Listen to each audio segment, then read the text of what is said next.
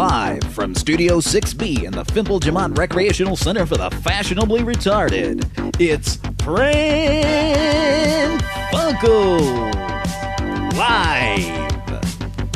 And now, join us for lots of prank phone calls. Welcome to the show, everybody. Whoops. Live. So right now it's me, Kira, and Cody. Patrick is out in the town. Mike is working and will hopefully join us at some point. And Patrick might join us. We don't know yet. And if he does, I'm going to go out on a limb and say he's probably going to be drunk. Yeah. Okay, here's Mike. Oh, Mike's here. Go ahead, Cody. Hello. Hey. We're live, Mike. Hello. Welcome to Pran Funkels. Live. Live. Welcome.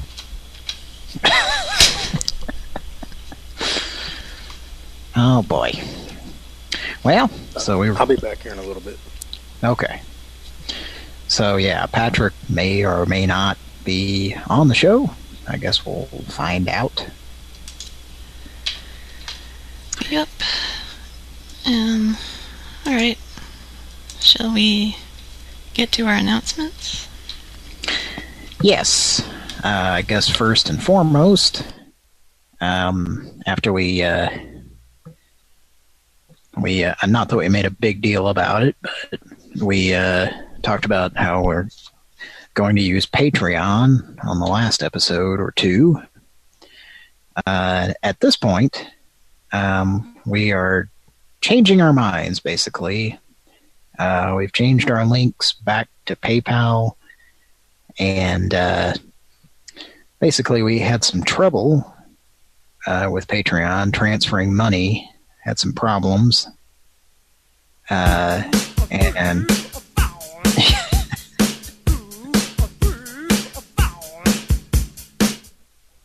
yeah, so we decided to close that, and we didn't care for it and the way they do stuff. And we started reading reviews online, and they have like horrible reviews, and it seems like they're a little bit scammy, flammy, mammy.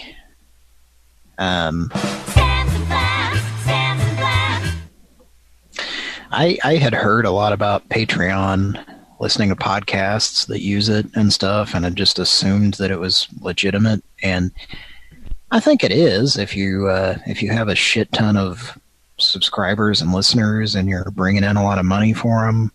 And if you're not, I think you just kind of get fucked over. So we kind of decided that's bullshit and we don't want to use them.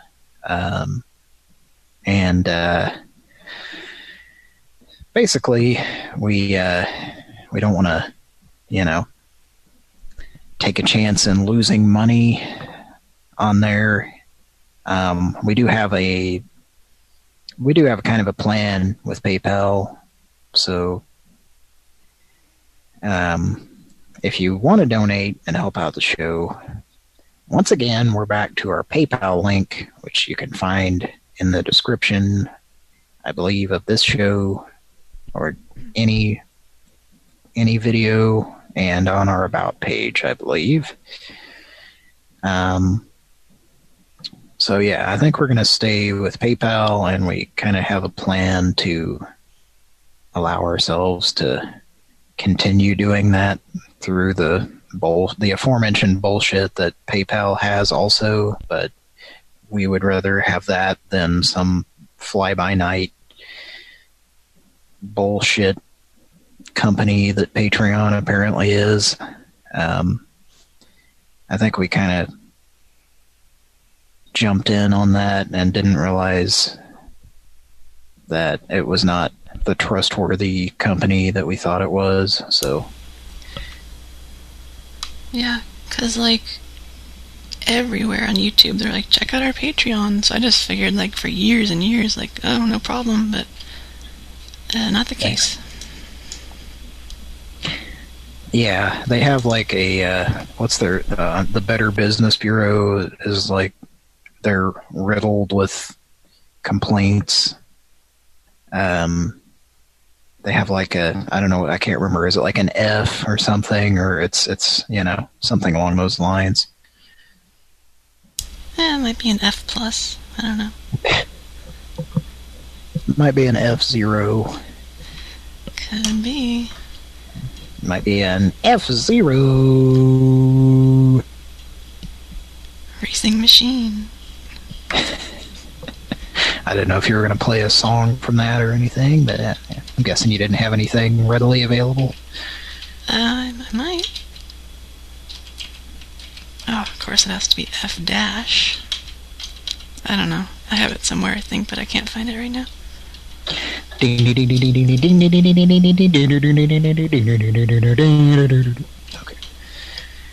Anyway, we do need your donations, folks. We have our Zoom fee that we pay every month, and we still need upgrades. For example, Mike was going to do a solo show recently after Patrick had his Mega Man clip. Mike was going to stay on and do a solo show, and his computer desperately needs a RAM upgrade. That is a pretty good example of something that we would do if we had money in our fund from generous listeners who wanted to help out the show. There would have been an extra show, and it's something that's only ever happened once before. A solo show by Mike, and I wanted to hear it. I was very disappointed to find out that he wasn't able to do it because his computer essentially froze up. It had a spinning wheel indefinitely. It seized up. It seized up. Kind of like this racer here.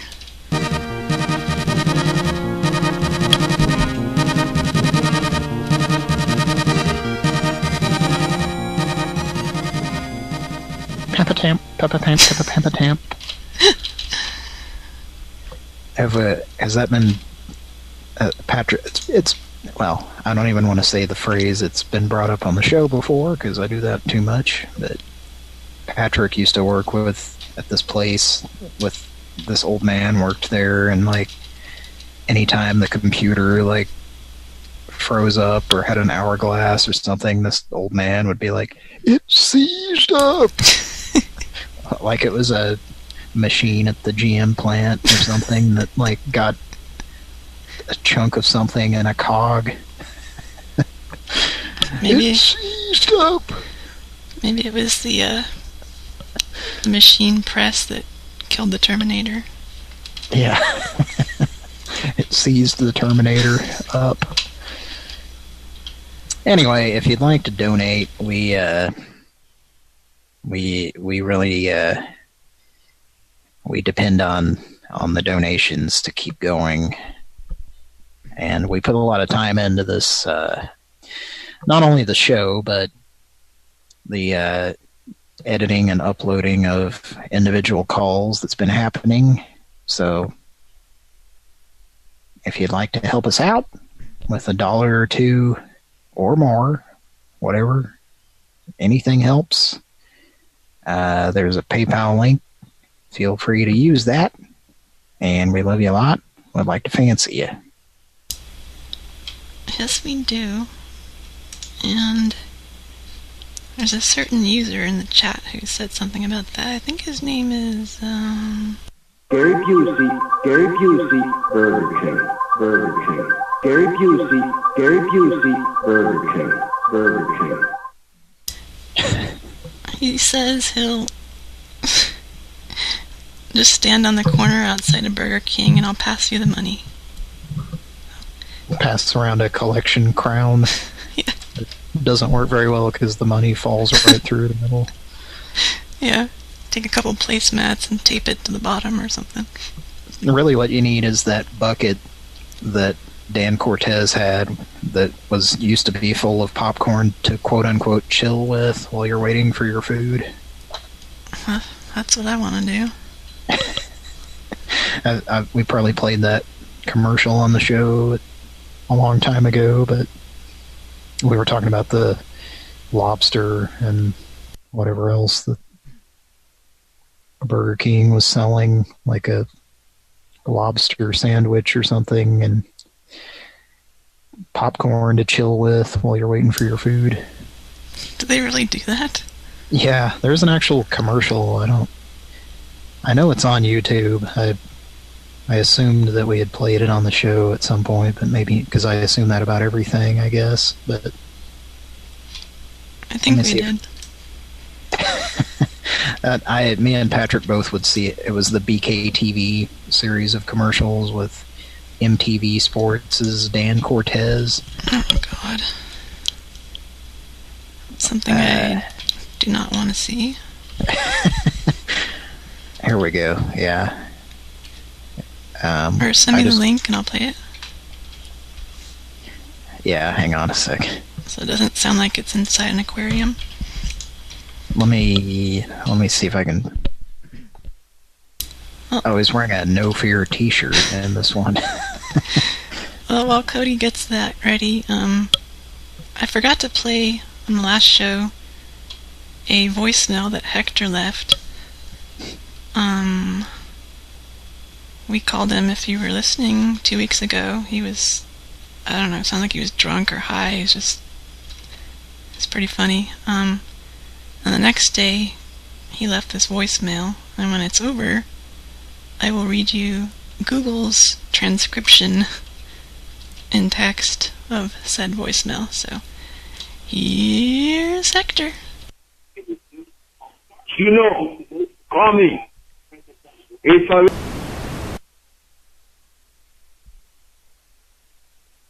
Uh-oh, I need to do a quick edit. Sorry.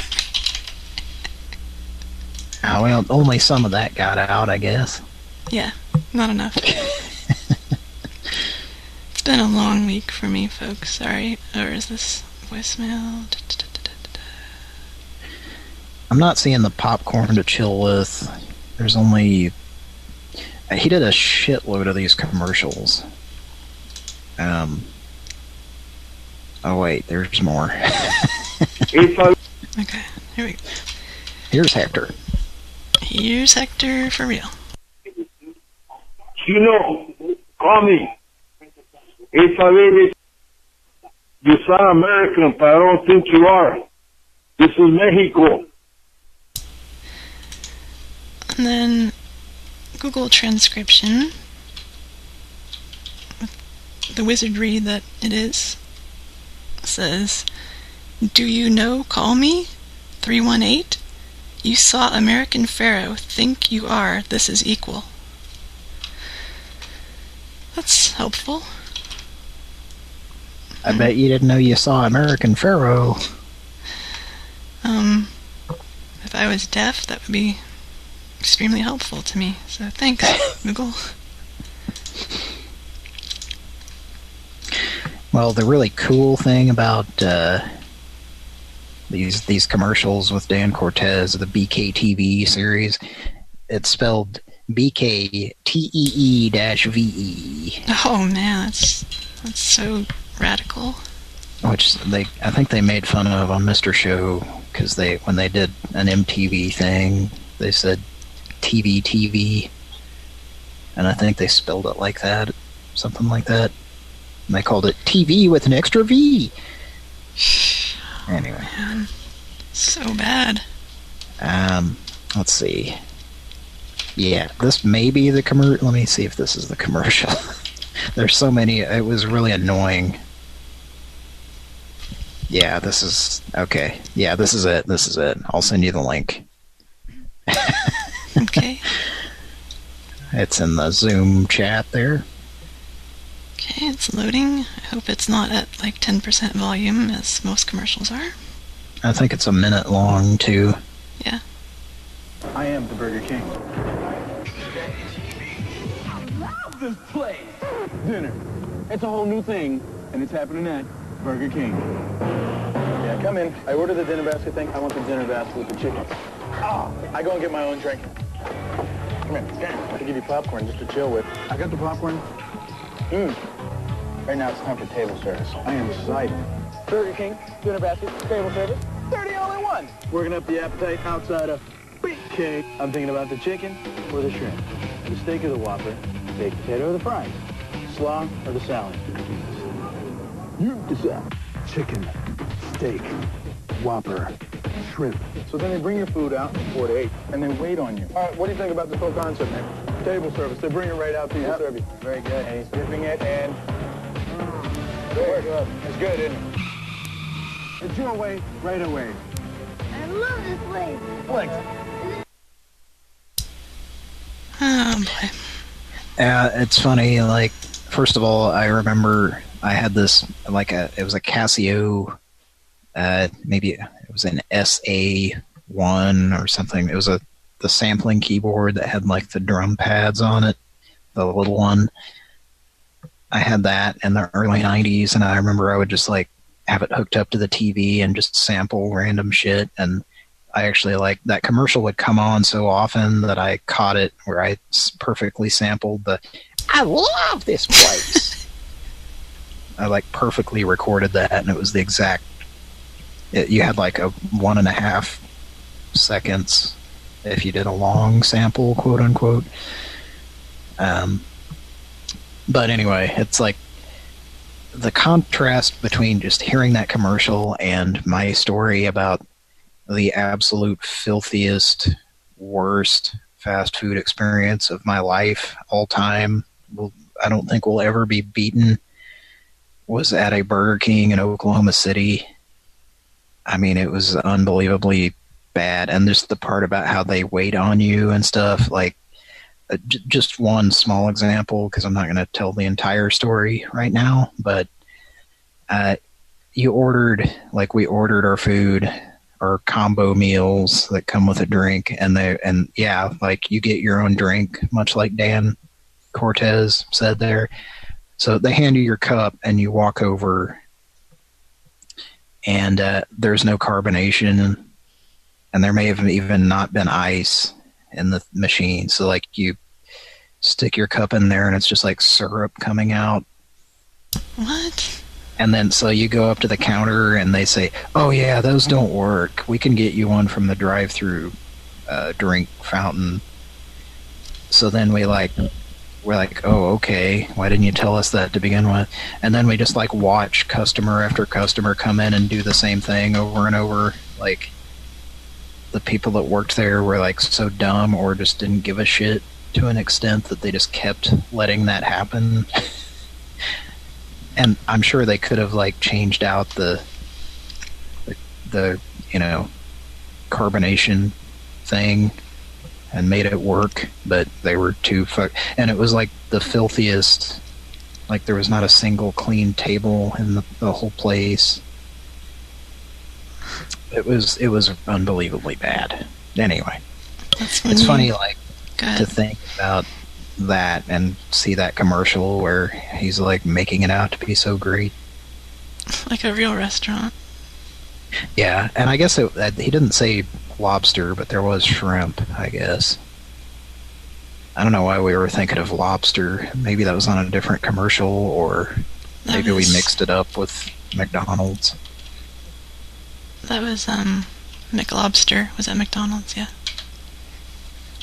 Yeah. Anyway, sorry that we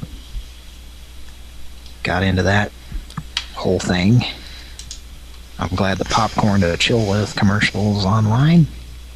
Yep, at low volume. Thanks for that, uploader. I do. That's my favorite thing to do with popcorn, is chill. Yeah. Nothing says chillin' like... They had popcorn at Burger King? Really? I need popcorn to eat while I'm waiting the 3 minutes it takes for them to heat up my burger. So, is he serious about the popcorn? You get popcorn at Burger King back then? Yeah, it was like they gave it, like, you know, I don't know about if you ever had this experience, but there's like banks that will have a popcorn machine. Yeah. And you can like get popcorn for free. I'm assuming it was like that. We never ate Burger King when I was a kid. I was kind of an adult when I had that horrible experience I was talking about. And like I never ate Burger King growing up, and then I like went to that one and had that experience, so I like almost never, I've probably had it like 4 times in my life, and like half of those times it was a bad experience. So the more recent one was we had some coupons, or my sister was going to go there, and I was like, oh, I've got these coupons, because they send me coupons all the time that I never use. She was like, oh, I'll just go get some Whoppers and bring them back. And I was like, okay. So, or no, she was just going to take them home. But anyway, she called me and she was like, guess what? I said, what? And she said, oh, they're out of Whopper meat, quote unquote. Yeah, we can't make any Whoppers. We're out of Whopper meat. So yeah, their signature item, like they'd run out of, and instead of going to like a different Burger King that had more of them, they just like kept telling customers that, I guess. Just like lost out on business. Yeah, and they were like, oh, you can have a Whopper Junior. We have plenty of those. Different meat for that? Yeah, it's obviously like frozen patties in a certain shape that they, Oh. Anyway. Hey, look at that tree! It's shaking! Burger King! What's shaking, kids? Who's that? Kids, meet Sir Shake-a-Lot. Sir Shake-a-Lot's my name. Drinking shakes is my game. When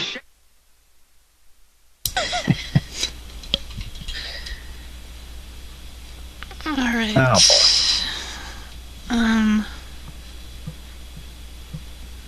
I thought there was one more announcement, but I don't think there is. Okay. Shall we get to the calls? yes. Okay, first... Are you up for doing call number 1, or do you want to wait? I think I can do it. Okay. Well, we're gonna call... D. D. D.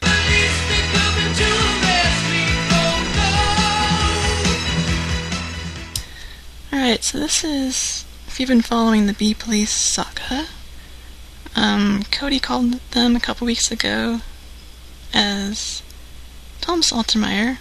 So the guy got really angry at him. He's like, oh, you don't have any proof of anything.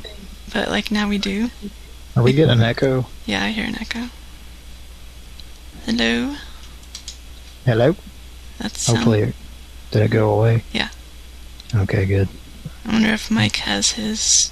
Well, I just unmuted my other account before we do calls this time, so... Okay. Oh, do you also want to do a test call? I don't think it's necessary, but if you want to...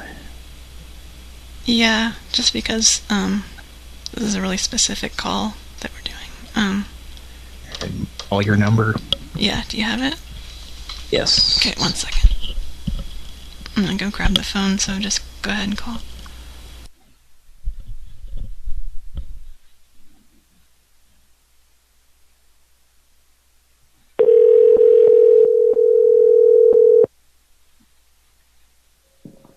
Hello?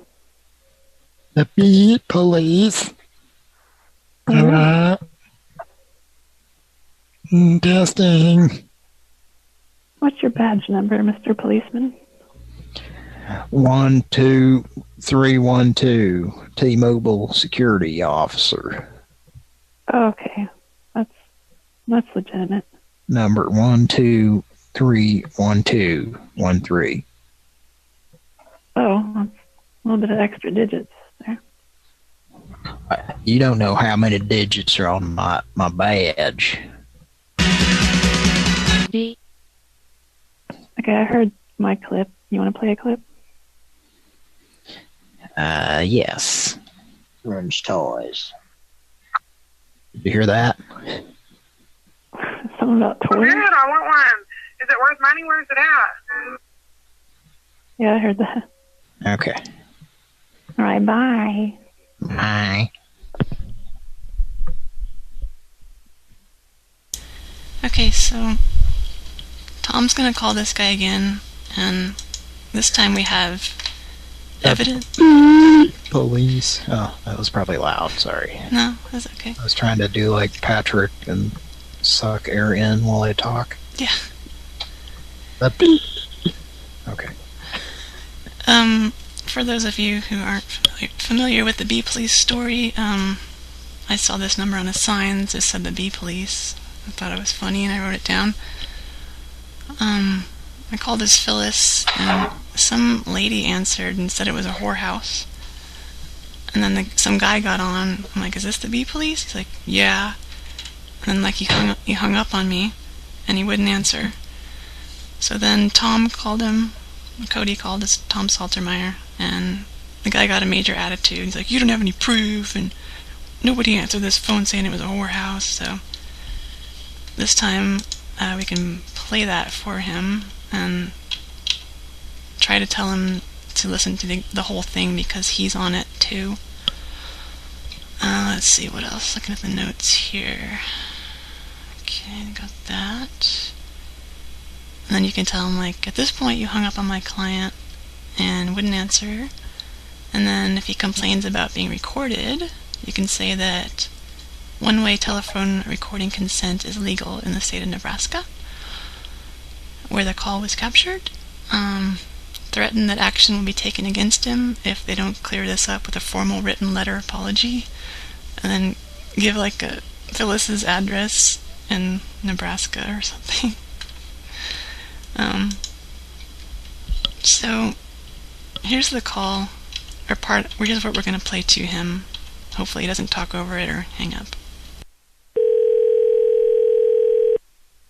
Charlie's Warehouse, we have the house, you have the dough. Pardon me? This is Charlie's Warehouse. We have the house, you have the dough. Ma'am, just calling. Did you schedule an appointment? I can't understand half the things you're saying. You're yelling into the telephone. Oh, mommy, excuse me. Super busy. Okay. Can you hear me now? I can. It sounds like you're in a nightclub or something. Am I interrupting? Oh, no. No, you're calling Charlie's Whorehouse. We have the house, you have the dough, honey. Well, I saw this number. It said the Bee Police. The Bee Place? The Bee Police. The Bee Police? Honey, no, this is Charlie's Whorehouse.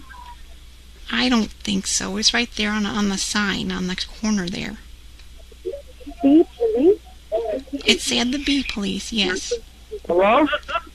Hi, is this the Bee Police? Yes, it is. All right, and what is going on? I was calling regarding the Bee Police. Yes, this is him.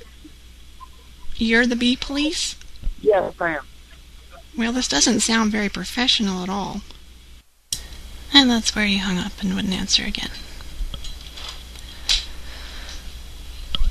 So, Mr. Saltermeyer, are you ready for this call?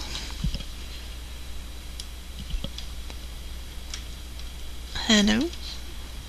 Yes, I'm ready. Okay. I was visiting the laboratory. Okay. While we listened to that. Now, I'm not sure. The young woman who answered seemed as if she might have gaps between all of her teeth. Yeah. And also have the smell of GPC cigarettes coming out of her mouth at all times. I think you are correct.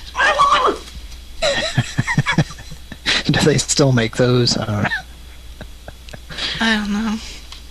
That used to be like the generic cigarettes that people that sounded like her would smoke. Okay.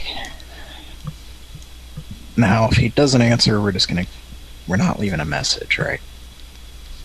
Yeah, I guess not. Try 3 times, please. Yeah, because if we're going to play that clip, like, we really need him on the line to react, you know? We want to hear him react to it. Yeah, I don't want him, like, having it on his voicemail either, so... Yeah. Okay. Pran Funkels.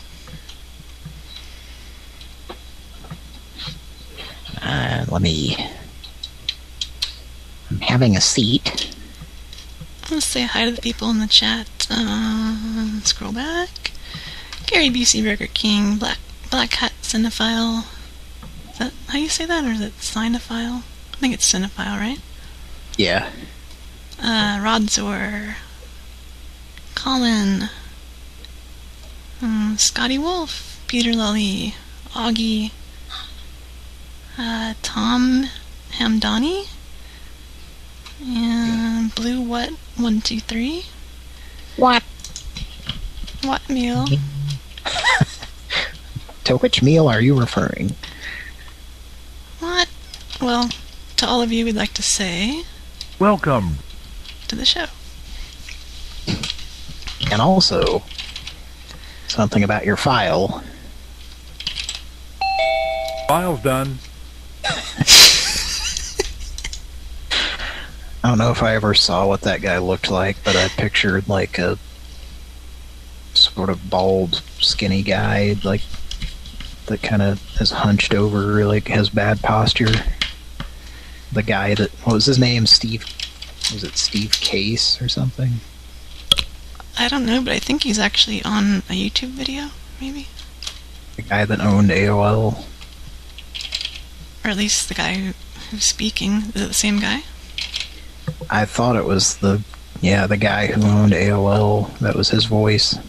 You've got mail. Well, that's You've poor got grammar. pictures. You've got voicemail. You've got pictures. You've got mail. You've got you've got goodbye. I don't know what the voicemail was.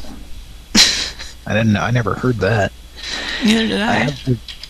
There's such a what do you call it?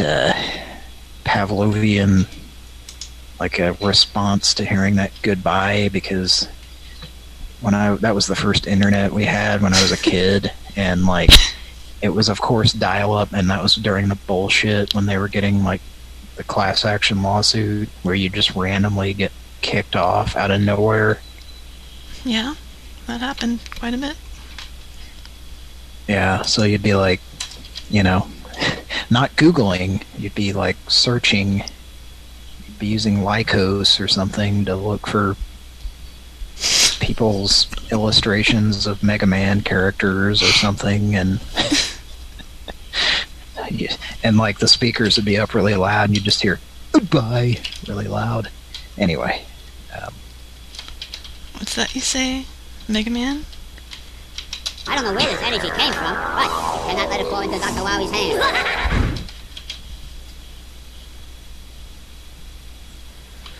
Oh yeah, so yeah, it's the guy who did the voice is now driving for Uber. And I guess it's not Steve Case. It's Elwood Edwards. Well, when you get in the car, does he say, welcome? And then when you get out, goodbye. So they like hired a guy to record those because it does not sound doesn't sound very professional. I guess it kind of does, but Black Hat Cinephile said that fluty sound on this Gary Busey, Burger King.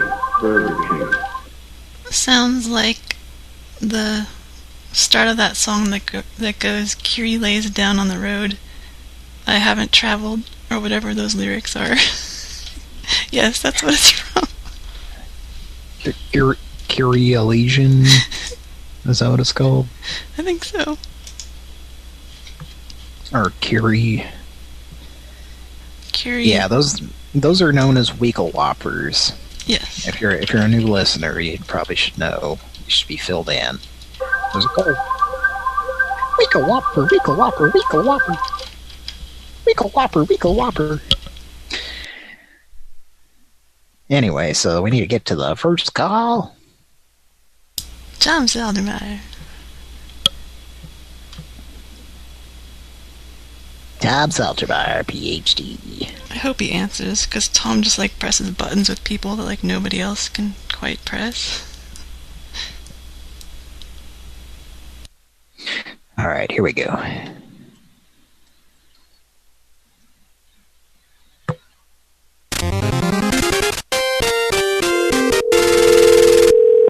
That was Bionic Commando. Yes.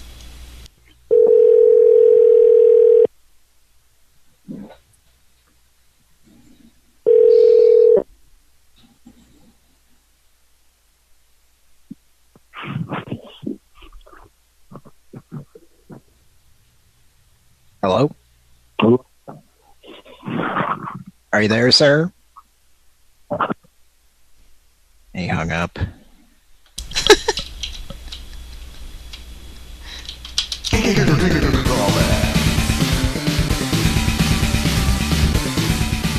Guess I should have started quicker.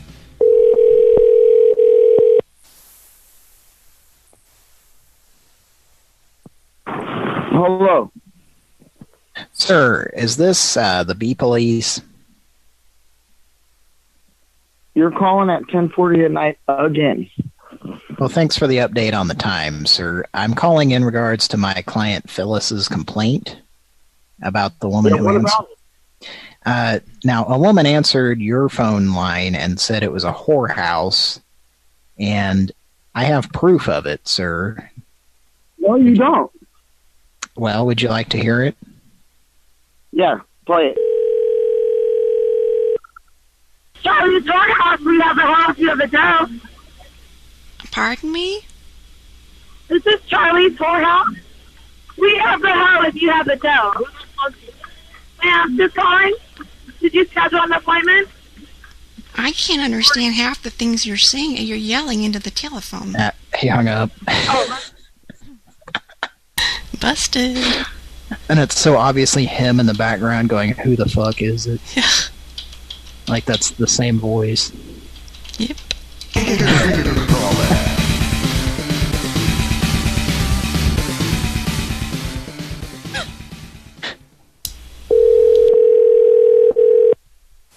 Picture him listening to it. Sir, I think we got disconnected, I think. Did you want to continue listening to this call? No, I'm good. Did it jog some memories? Were you at a strip club or something, sir? No. That's what it sounds like. Now, clearly I could hear your voice in the background saying, who the F is it? Did you hear that part, sir? No. So you didn't have any maybe you'd had too much to drink that night, so it's not jogging your memory. Wow. So anyways, what is this regarding? Well, sir, can you just listen to this part? Because my client was very upset about this experience. She did not like feeling like a whorehouse was being contacted. My client is a wholesome woman, sir. What was that?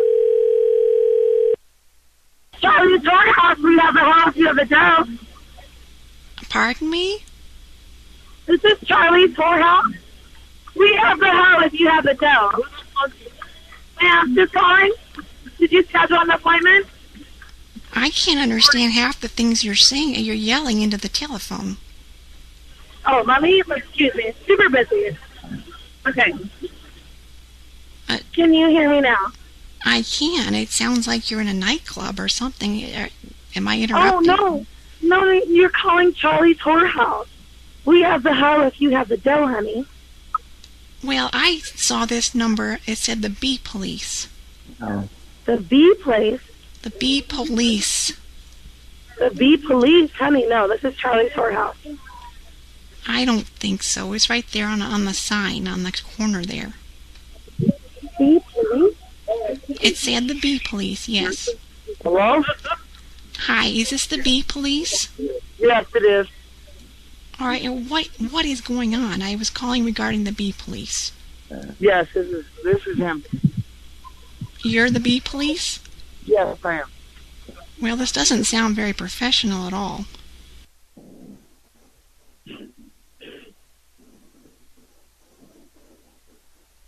Okay, sir, at that point you hung up. Now, my client would really like for this to get cleared up. If you could write a formal written apology, I have an address you can send it to. It's Phyllis Hartelson, 423 Wonder Lane, Lincoln, Nebraska, 68512. That. Yep, sir. Hello. Yeah, sir. Now, I told you that we had the call. Now, did that jog your memory? No, but I mean, it doesn't matter. Somebody obviously had a phone. It wasn't me. So. Oh, sir, this number that my client. Well, that's called. all. That's all. Yeah. It was clearly your voice on that call, sir. No. You're on the sign on the corner there. Bee police? It said the bee police, yes. He didn't know what the fuck to do. He was so adamant. He's like, you do not have that recorded.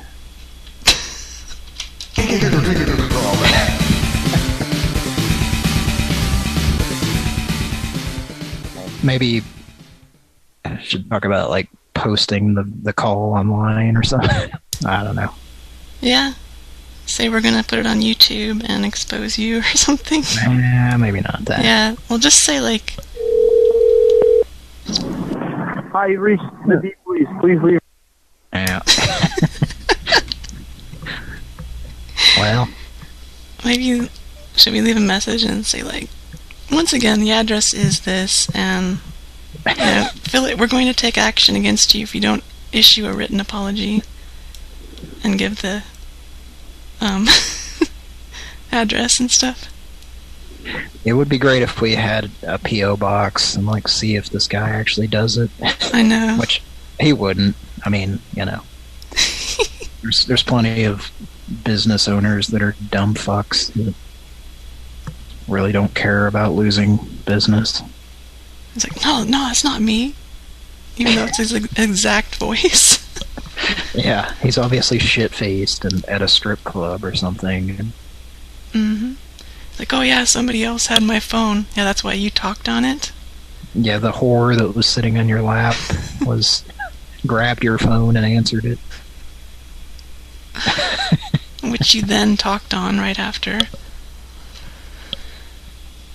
It's like, no, I didn't. That's not me. Well, that guy's probably going to have trouble sleeping now. Yeah. I don't know, is a message necessary, or... I think so. Because then, like, he may be half asleep and drunk and not remember it, but then, say, sir, well, we played the call for you, we have it on record, and here's the address. If we don't receive an official written apology within 10 days, then we will have to take action. You can tell by his voice, just his dialect, that he is an asshole. Oh, yeah, totally. Like thinks a lot of himself. Mm-hmm. Okay. There we go.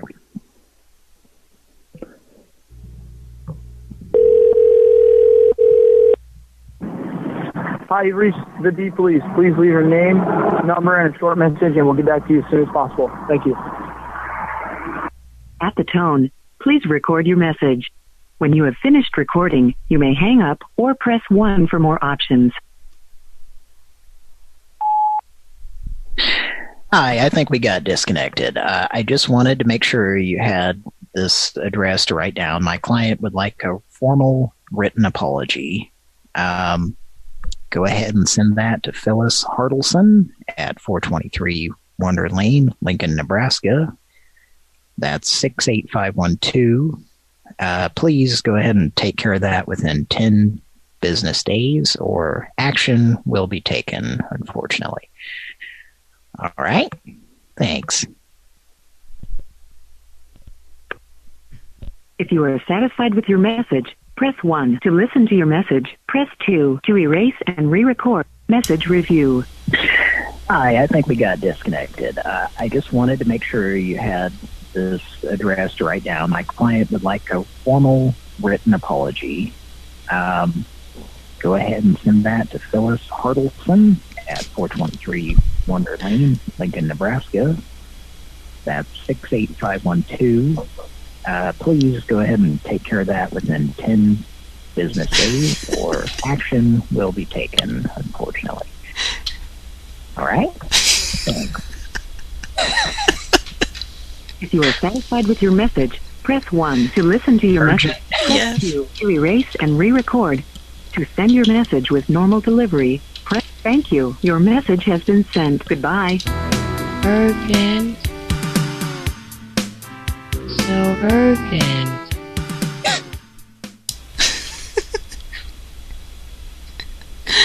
All right, well done, Cody. He's Yeah, that was very gratifying just to hear him, even though we couldn't see the look on his face or hear any. He didn't say anything.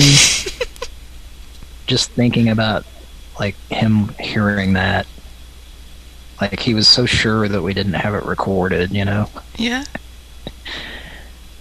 So yeah, there was a build up on a previous Pran Funkels. Was it last week or did we wait? It was about 10 days ago. I think we called on a weekday show? Yeah. On a bonus episode. Yeah. So yeah, that was fun to finally get him to listen to that. Yeah, Pran Funkels has made the world a better place tonight. Oh, and also, Mr. Chuckin' T will return after these goddamn messages. All right, Casey, I know your coffee wasn't ready when you got in here this morning, but can you just do another take? Try not to. Can you say darn it instead or something? Mr. Gosh Dang T. I mean, ultimately, we'd like for you to just say Mr. T will return, but we'll take what we can get as long as it's, you know. Can we do G rated?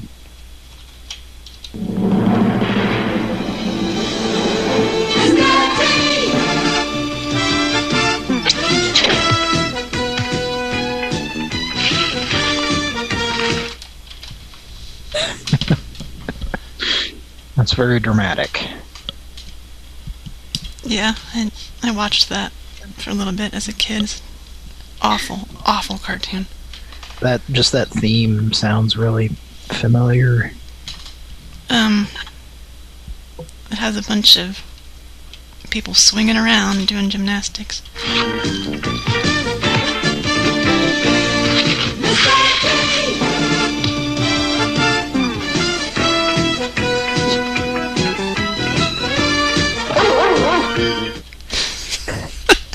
Well, it's a cartoon made in the 80s, so there has to be like 20 different sound effects in the opening theme.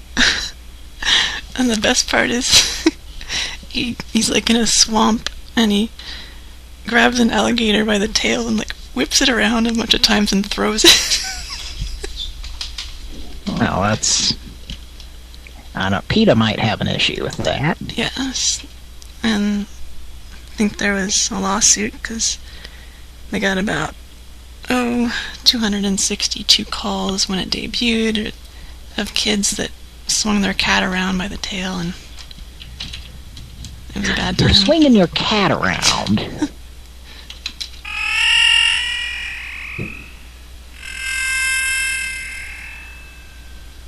It sounded like that. That was the original Pran Funkels cat, who is still alive. Really? Just not here, but yeah. I thought that cat died. No, the more recent Pran Funkels cat did. Oh. Well, that one? Yeah, that one. Yeah. Are you there, Mike? Mike, are you done with your work tonight? Yes, Mike is here. Oh, good. I'm the only Mike, I think. You're the only one. That's me. Well, tonight's show, I think we'll probably get a thumbs up because a soundboard has been played. Wow. Wow. Everybody enjoy that soundboard? Yeah. All right. Okay, now we've done a good show, so. The show is now good because a soundboard has been used. Well, Mike, did you hear the... Oh, we just got an extra thumb up.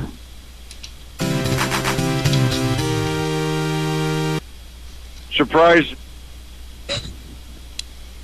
So, did you hear that guy hearing his call played for him, Mike? Yeah, I can't believe he stayed on the whole time. Yeah, well, the second time, like, we played it, I think he was like, holy shit. That was funny. Now, if I owned a business and it was, like, just my cell phone, I think I'd be more careful about what if that stripper that grabbed his phone, or I don't know.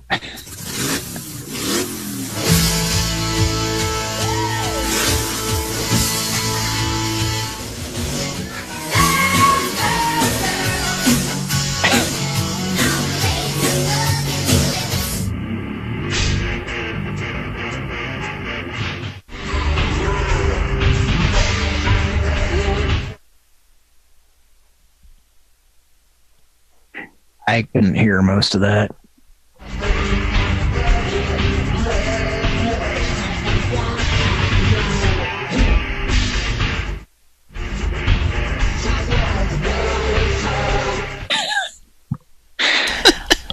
I like the kick line part of that song where the Rockettes come in and they do that. Dun, dun, dun, dun, dun, dun, dun, dun, dun. Oh, Jesus. On the wild side.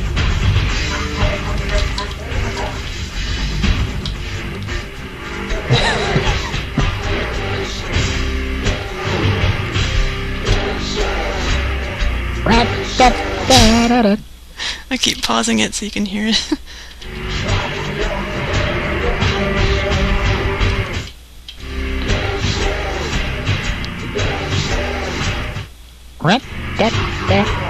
I think they mentioned murder. Doesn't it say murder or rape in that part?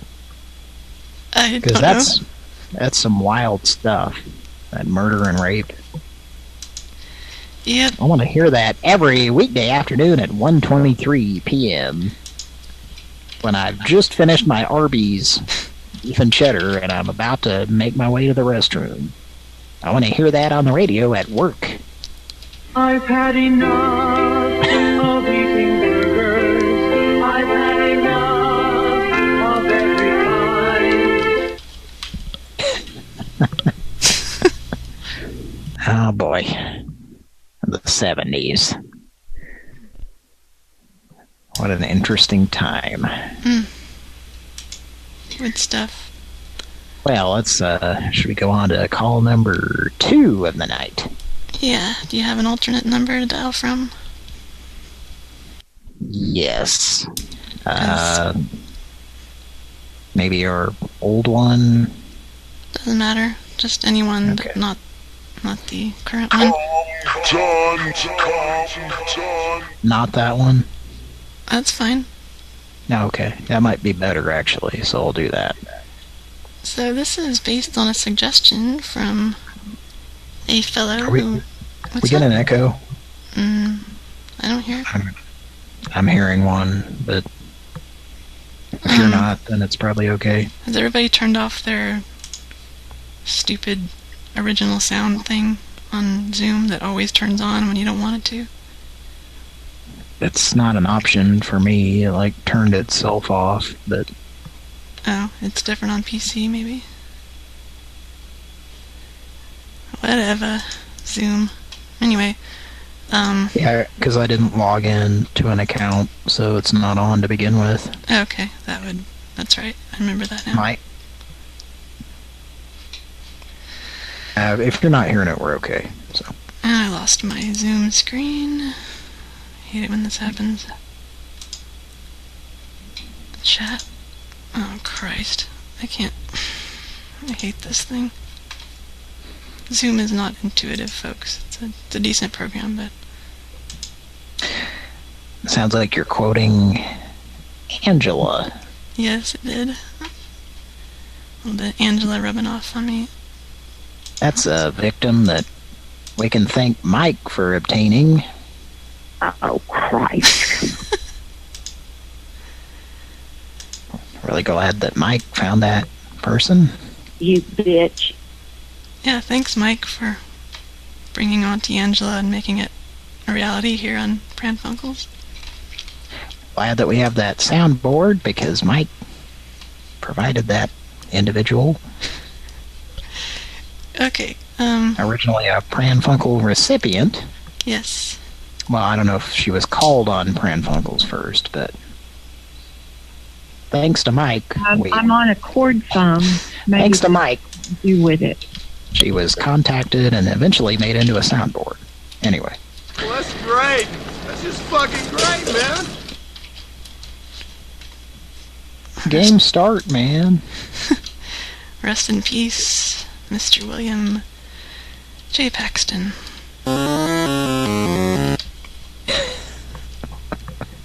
That's what they played at his funeral. Yeah, he was so excited to see that guy with a third eye that he jumped, and that was it, folks.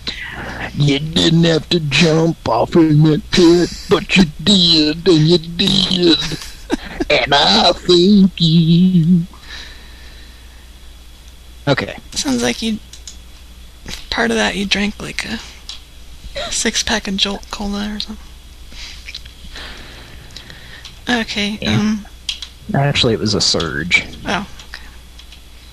Never heard of that. Is it like a competing brand? No. It was more of a competitor to Mountain Dew. Oh, okay. And it was made by Coca-Cola, I think, but... Ah, okay. And it went away in, like, around 2000, and then they brought it back recently, but you can only buy it in, like, I think 16-ounce cans at Walmart. Like, singles. 16-ounce shake. 16-ounce Surge. Okay, I'll stop interrupting the show. Sorry. Yeah, come on. We just I'm hearing giggling now. This is a prank call. And we just want to remind you that thanks, Mike, for that Auntie Angela.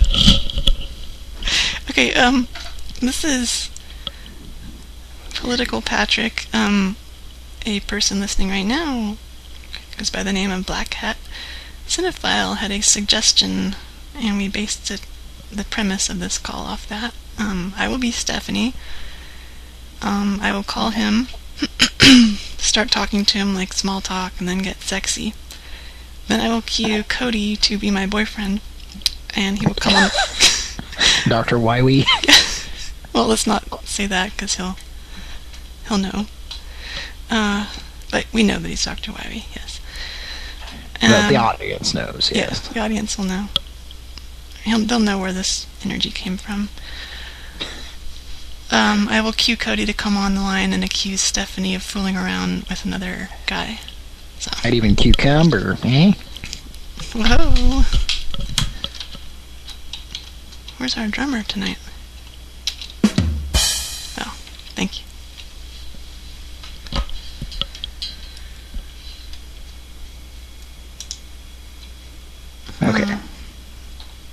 think Magnum's in trouble, but we'll get to that later. I hope he's not standing outside somewhere. What was it he was doing? Well, something like this. Magnum's in trouble. I'm standing here. No hard feelings, right? Wrong. Magnum's in trouble. I'm standing here. No hard feelings, right? Wrong.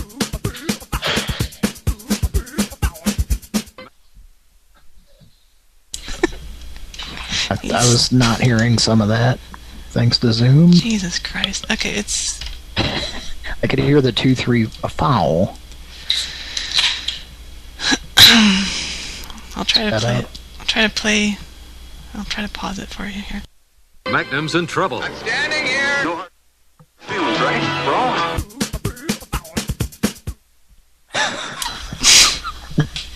Wrong. Okay.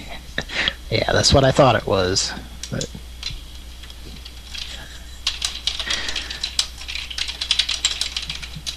Are you horsing around? Yeah. Mm-hmm. That's what we do on this show. Okay. Are you getting some kind of code there? In the letter? L. Is there like a status or something? L is not a receptive code. But it's giving you an error, right? It's giving me a status 72 code stating that is not the correct number. Damn. Oh well. Alright, let's call this... I'm pushing my limit on time on this call. Alright, so are we. It's an A? Yes, you get an A minus. You get an F plus from the Better Business Bureau. Just like Patreon. Okay. So... all number 2, folks. We're standing here. Just a few moments.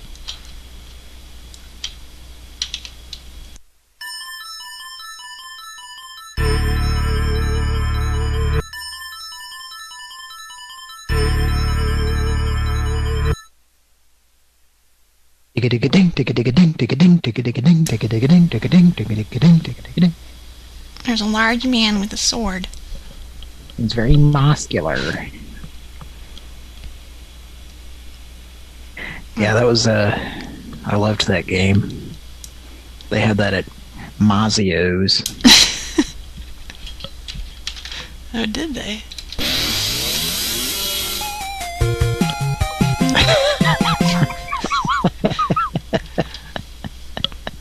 Shoney? They had it at Shoney's as well, yeah.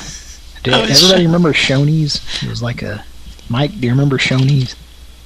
I remember Shoney's. I liked eating there as a kid, but a fun fact for any old school wrestling fans we might have, Scott Steiner of the Steiner Brothers, who was also Big Papa Pump, is now like one of the major owners of Shoney's. I don't know if anybody knows who he is, but if you watched wrestling back in the day, you know the Steiner Brothers.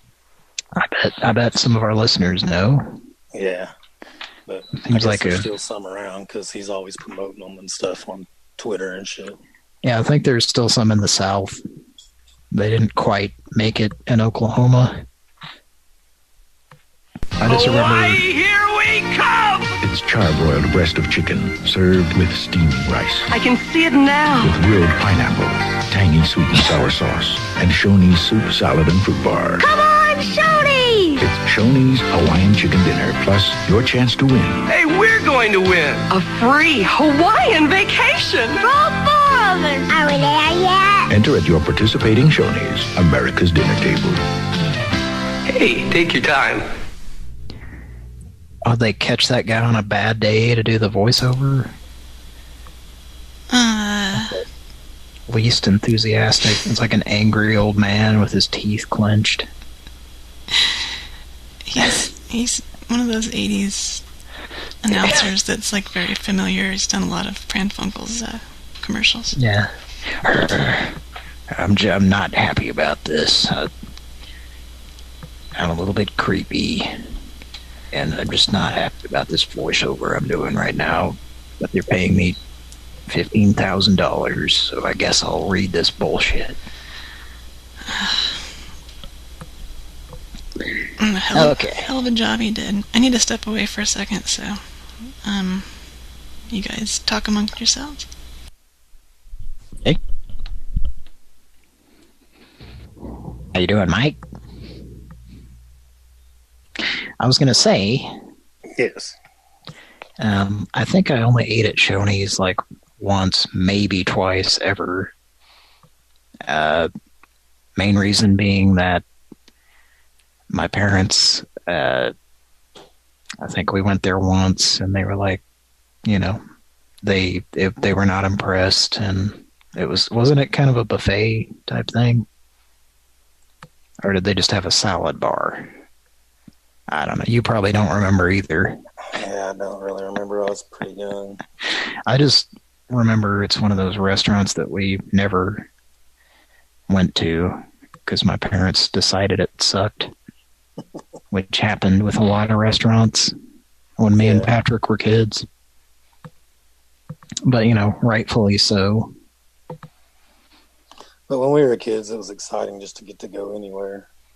Yeah, it was a big treat. Right. Even fast food was a big treat. Yeah, it kind of looks like that's what they have now. It's like it says fresh food bar. I think the one time that I went, it was like with my grandma, and yeah, it was like a buffet type thing. But I was a kid, and I don't think I really gave a shit, you know? Like, I didn't get excited about eating when I was a kid. That happened when I was an adult. So you probably didn't care to be out much back then. I liked going out to eat, but not like to a buffet type thing. There was a seafood place, and you may remember it. Do you remember Der Dutchman? No. It was in Oklahoma City. They had a few different locations, I think, but it was like a local seafood place, and it was like way better than Red Lobster. And we would almost always eat there if we were going to go out to eat as the family. But I got excited because they had hush puppies, and they'd just keep bringing them to your table, so me and Patrick would eat a shitload of those. And they'd give you those, like, cups of probably margarine, like those country, I think they were country crock, at least at a certain point they were. I don't know, it probably changed, but... Chef like, spread country crock, rich, buttery taste, fewer calories. Oh, that's the same Charlton Heston sounding guy that's angry about doing the voiceover, isn't it? And no cholesterol. Taste, country good, country fresh, country crock. Yeah, anyway. You like dip your never-ending hush puppies in that, and... Okay, let's make a Pran Funkel.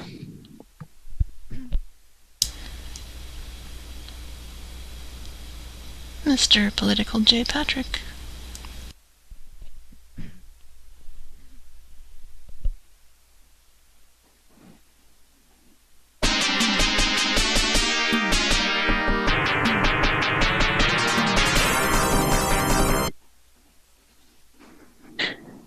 Was that from Renegade? No. Probably not Something gonna... by... What's that? Something by... Hekon? I don't know who makes it. I don't think you'll guess it. Technos? I forget who makes it, but you probably won't guess what it is. What is it? It's Valis SD. Valis? Mm-hmm. No, I wouldn't have guessed that, but I'm guessing it's... They have a specific...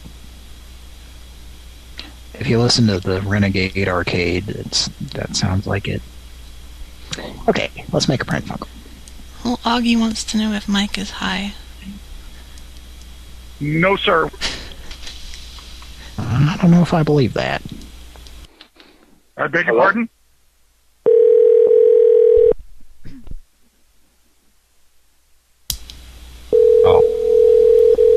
What number are you using? Should I hang up? I'm on the wrong one. Shit. What is that? Hello. Hello, is this Patrick? Hello? Patrick? Yes. Hello, this is Stephanie from the chat line. Oh, hi, Stephanie. Hi, how are you doing tonight, darling? Well, I'm doing better now, sweetie. Oh, good. You were just so charming on the chat line, I had to give you a call. Well, thank you. You're welcome. Nice. Where are you from? Pardon? Yeah. Where are you from? Oh, I'm originally from England. Oh, okay. But right now I'm in... Nebraska? No, it's a cell phone. I'm in California. Oh, okay. I'm in Minnesota. Oh, I do travel quite a bit. Maybe someday I could make the trek up there. Oh, yeah. That would be nice. We're just about gotten rid of all of our snow. Oh, really? We got a lot of snow this winter, yeah. February was a record month. Oh. Do you have to get out there and use the snowblower? Oh, yeah. Yeah, we got lots of snow. It was piled up. Oh, my gosh. Oh, goodness. Still there yet. It's gone yet. Perhaps I could snow blow you. Oh, yeah, it was bad. Would you like that? Yeah, well, thanks so much for calling and talking to me. Oh, sure. You just sounded so sexy, and I love older men, so... Yeah, you sound sexy, too. I'd really like to fancy you. That's correct. Pardon? I would greatly enjoy fancying you. Oh, yes, I would love that. I don't know how we can arrange that, but...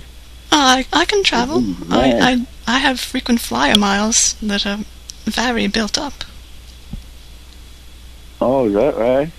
Yes, I mean, it doesn't snow I'm in southern California, and we don't get snow here, but I would like to get there before the snow melts and perhaps, take you outside and maybe pull down your jeans and underwear and then take some snow, put it on your cock, but then very quickly put my mouth on it.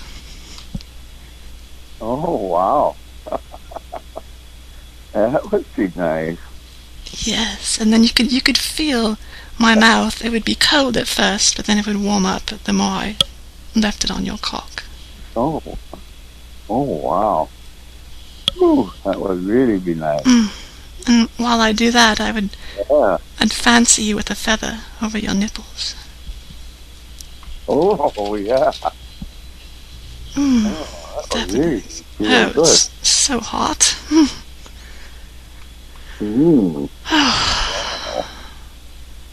Oh. I'd get down on my knees in the snow. There would be imprints of my knees in the snow right there at your feet. Oh, wow. Oh, yeah. Oh, goodness.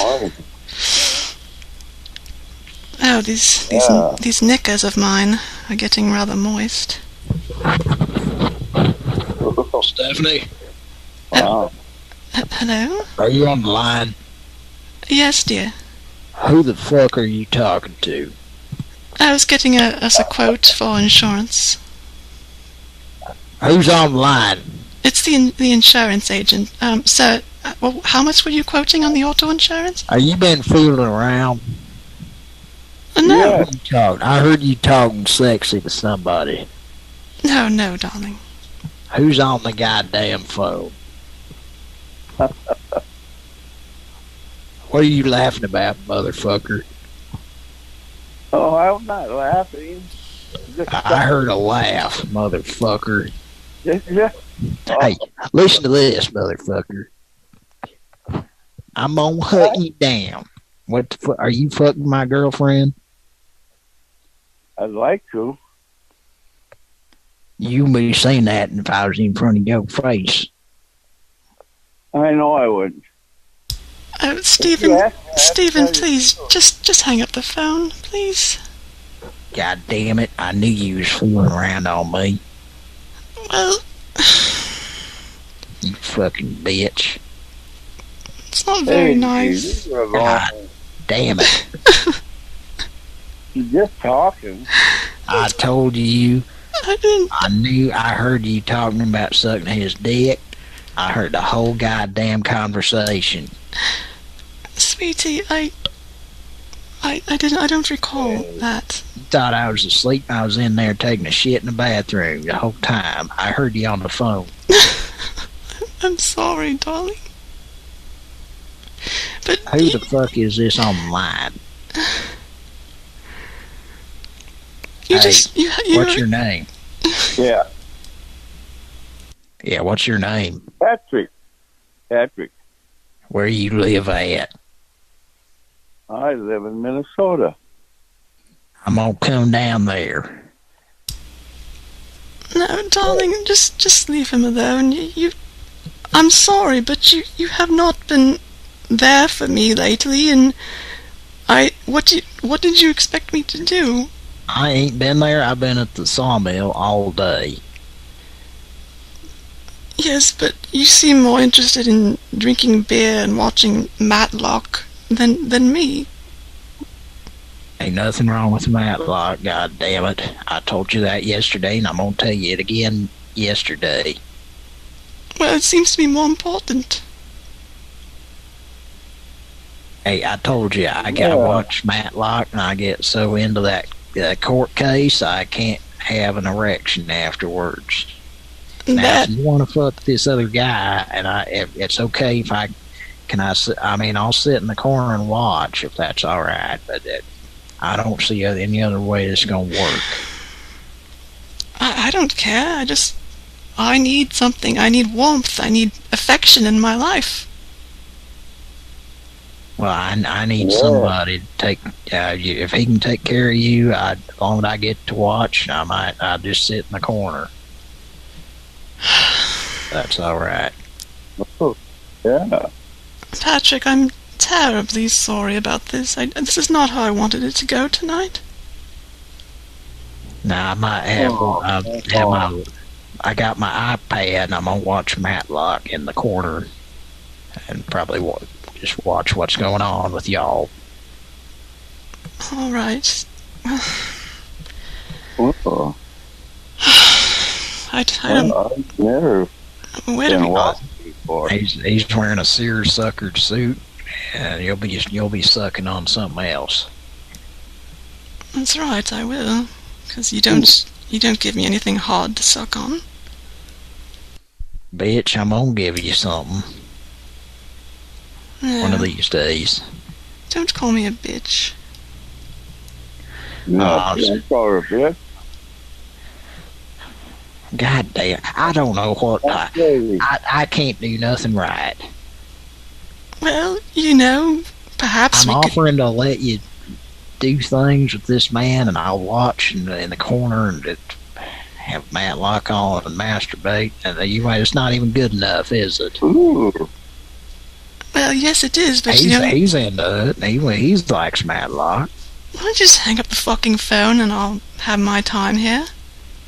All right. God. Hello, Patrick?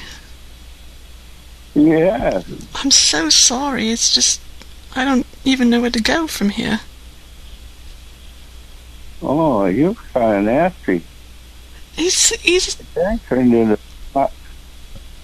I don't even have to tell you. You've already heard it. Yeah, it was bad. I was. I know. I need a good hard spanking. Ooh, no, you don't need that. Can you do that? I've been so bad. Oh, I could, but I wouldn't want to spank you. Well, you don't have to do it. You don't have to do it hard. Just Just gently, maybe. Oh, okay. Yeah, that would be nice. A nice soft ass. Ooh. I have a very tight and shapely bum. Ooh. It's nice. It's very soft and it's bouncy and it's probably my best quality. Yeah. I'd say. I'm wearing a thong right now. It's blue lace. Oh, nice. And perhaps you could Very nice. you could spank it pink, and I'll sit in the snow and make a little snow impression of my ass. Ooh. Yeah. Right now I'm wearing a cami outfit from Street Fighter. I have my hair in 2 tight braids, and I have a little beret on, and I have a leotard with tights that are see-through, and they're camouflage, you see, and boots. Oh. Huh? That sounds nice. Sexy. Thank you. Mm-hmm. It's the kind of outfit that you could, it's see-through and it's like hosiery type, so you could just cut holes in it if you want. You could bend me over and cut a hole in it. Oh, that would be nice. Oh, yeah, I'd love to do that. Hey, Stephanie. Yes, dear. Perry Mason's getting ready to come on the antenna TV. My dick is starting to get a little bit hard. Oh, now you're getting hard. Well, I hadn't seen this episode yet. Not in the last 10 or 20 years. Perry Mason's eyebrows look like dead caterpillars. How does that turn you on? I think there's that I like them. So, they look like the logo for Guy's potato chips. What about O'Boise's? Oh, they're not quite boisterous, if that's what you're getting at. Well, so when did you have this? I'm sorry, Patrick. When did you have this epiphany that you were bisexual? Me? Yes. I ain't never said that. I ain't gay. You said you're watching Perry Mason and getting hard.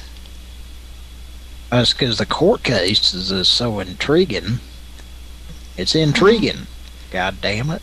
Well, maybe the 3 of us could do some Perry Mason roleplay. I got that song by Ozzy Osbourne on a CD where he's singing about that Perry Mason guy. Patrick, are you there? Yeah. Are you familiar with the television program Perry Mason? Yeah. Well, what do you think about this? Maybe the 3 of us could do some roleplay. I could be the witness, and Perry Mason could be my boyfriend, and then you could be the other lawyer, and I'll wear a very short skirt, and I just want to throw this out there. Now, I know it's not... now, can I be Jack Klugman? I know that wasn't necessarily a main character, but I want to dress up as Jack Klugman. And I'm not going to do anything. I'll just be in the corner. I might touch my dick, and just y'all do what y'all was going to do. Is that alright, Patrick? That sounds good. I'll just watch and pretend like I'm Jack Klugman. Alright, then, yeah. Patrick could be Perry Mason, and I'll take a permanent marker and give him, like, an extra set of eyebrows. Make it extra dark and heavy. Make it look like the logo on the Guy's potato chips. That's what I like about it, because those chips were so good. Alright, let's not talk about chips. You're turning me off. Now, Patrick, you could be... Well, the oil from those are... Oh, I'm sorry. Yes. Now Patrick could be Perry Mason, and he could cross-examine me. He could make me bend over the witness stand, perhaps. Oh, yeah. He'd take a switch to you. Oh, I'd like that, but I don't think he likes to deliver pain. Now, what about that guy that played Marvin the Martian that was also the judge? He could take this gavel to your ass. Oh, my tits. He could gavel your tits too, yeah. Oh yes, Patrick, could you take the gavel and could you run it over my nipples, please? Pretend like you're that guy that was Marvin the Martian, though. Or my favorite Martian. Yeah. Okay. I don't know if his name was Marvin, but he was a Martian. You two are getting me so hot right now. Oh, wow. Oh my goodness. You're acting so sexy. Oh, thank you, darling. Me hard. And your voice gets me so wet. Oh, yes, baby. Now, my son Mike, my son Mike wants to get in on this, and he likes to pretend like he's Dauber from Coach. God Mike, damn it. No, don't put him on the phone. Just because he ain't your son, he ain't allowed to have no fun. Quit being a bad stepmom. We have something golden going here, and you're going to wreck it. Hello? God damn it. God damn you people. Hey, don't use the Lord's name. You know what? Now I'm going to have the female equivalent of... I'm going to have the female equivalent of blue balls. Thank you. Mike. Hello. Yeah, Mike wants to pretend like... Just let my son pretend like he's Dauber for once. No. Yeah. Okay. Alright, the three of you, have fun. Have fun. Alright? Hey, he's the best goddamn special teams coach there is, alright? Well, I don't know. The three of you seem to be having fun. So. Yeah, I don't think... I want you to stay around. I want to have fun with you. I can sit in the corner and watch Patrick and maybe even Mike just kind of reenact an episode of Coach. I'd be excited about that. I don't want your son involved. Just because he ain't your son doesn't mean you have to treat him like shit. You're treating me like shit. He likes Dauber, okay? I don't give a fuck. I don't give a flying fuck. Well, you better start giving a flying fuck. God damn it. Now. I'm sitting here with wet panties and you're talking about Dauber. Thank you. Ooh, wet panties sound nice. I'm glad my sorrow amuses you. You might want to daub those panties. Ooh. What? Turn off that stupid sound effect thing. Okay, you ready for a joke? Well, the whole fucking thing's a joke. Go ahead. Oh, Mike's got a joke. Okay, there's this guy and he's at a party. This guy's at a party and he kind of sidles up next to this married woman. And he kind of leans over and he whispers in her ear and he says, "Do you know what your asshole does when you orgasm?" And she says, "My dog's just licking his balls."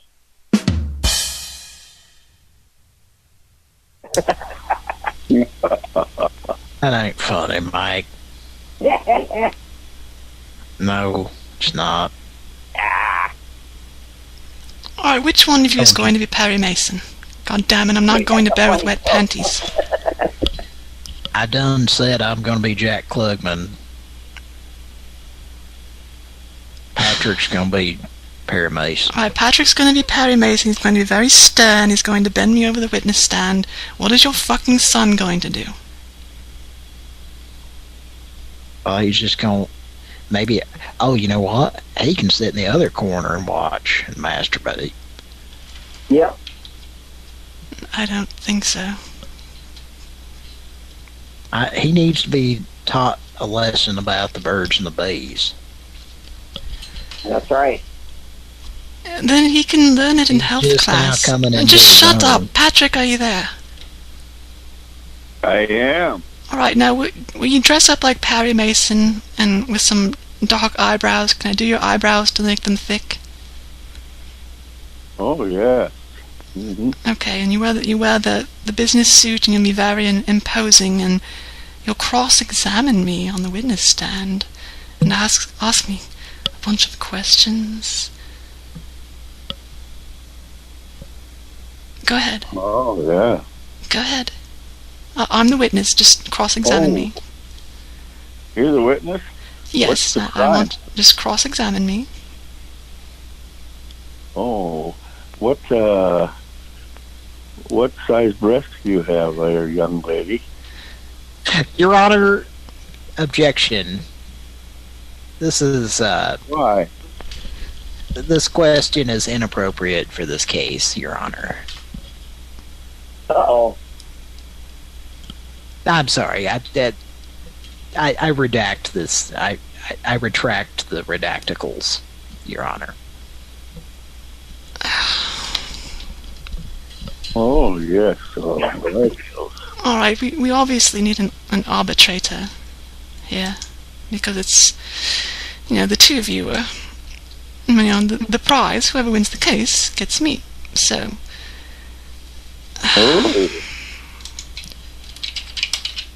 All right. Nice. Can you get Philip or someone to be the judge? We just need someone to say, overruled or sustained or anything like that. We have a gardener here who sleeps. We have a gardener who sleeps in the other room, and hopefully he can just get on here and possibly say sustained or overruled. Never mind. Okay, darling, you be the judge. Mike can be the other lawyer, and Patrick will remain as Perry Mason. And go. Cross-examination.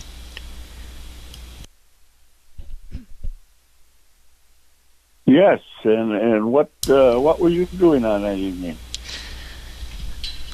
Well, sir, I was at home, and I was making a cup of tea, and I was doing a crossword puzzle, so I was nowhere near the scene of the crime. Well, that sounds well. Well, then you weren't there. You couldn't be the one that did it. Am I supposed to be convicting you or protecting you? Objection, Your Honor. My client neither did it or said that she did it. And this individual who is throwing out these wild accusations apparently has been playing a little bit too much of the travel game Uno Wild Tiles. He's got a little bit too many draw fours in his repertoire, for my liking, Your Honor. Oh, it's so hot in here. Judge, can I get a response, or are you asleep? I think our judge fell asleep. Mike, go. What does that mean? I'm playing poker online. You dumbass. You're supposed to say sustained or overruled. Well, it's cheeky. Play money. Alright, yes and no. Is it sustained? Yeah. Alright.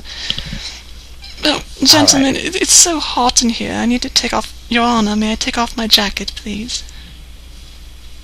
Mm-hmm.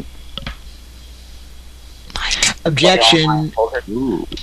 Your Honor, my client is not speaking to the other litigant in this case. I'm so dreadfully hot, I need to take my jacket off. Your Honor, may I? Mike. Yes. Mike. Go. Yep. Thank you. That's much better. My bosom is filled. Objection, Your Honor.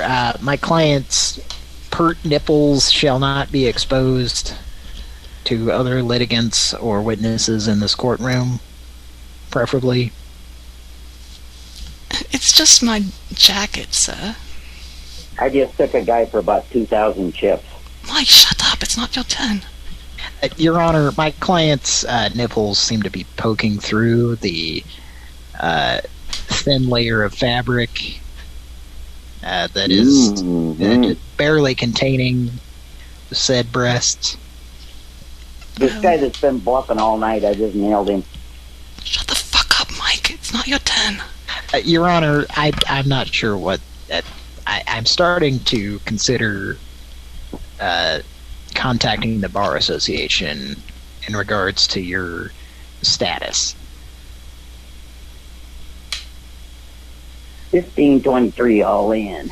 Oh, that's fine, but you know, this shirt, my low-cut blouse, which happens to be silk, it's well, I do believe it's a little bit cold in here, so it's kind of poking out a little bit on the breast area. Yeah, I just tried to bluff a guy and he beat me. In fact, Your Honor, my client has chosen, as a political position, not to wear a quote-unquote brassiere. Your Honor, my client... Huh? I don't think they're supposed to be singing in the courtroom. I'm gonna take a dump. You know, fuck you. You guys, what are you doing? You're turning me off. Your Honor, if you were Phil Collins, I would say, you're no judge of mine. I was trying to cut my cigarette and it hit my dick. Alright, I'm tired of this cross-examination. I just want to take Patrick in the back room and have a nice time in the judge's chambers. Right. Does that sound good to you, sweetie? Yes, it does. Sounds great. Can you bring the gavel, please, and bonk me on the head with it? Sorry about that, but that's a two-hand operation with my low hangers. I don't know where to go with this. Boys out of the way, you know? I'm trying my best. I don't know where to go with this. I said that's a two-hand operation with my low hangers. Magnum's in trouble. I told you. Magnum's in trouble. Magnum's in trouble. I'm standing here. No hard feelings, right? Wrong. Would you please turn that off? Just turn it off. You guys, I'm afraid I've got to go. You guys are teasing me. I keep getting wet, and then you do say something to turn me off. Yeah, it's wet and it's dry. Golden wine cooler. Hey, big fellas. Nice wet pussy. Look here. Yes, I'm very wet. I had to wear, you know. Oh, I like it. Ooh, nice wet pussy. Oh, those nice nipples. Yes, I wore. Oh, yeah. I wore a very classy business suit and high heels and some pantyhose into the courtroom.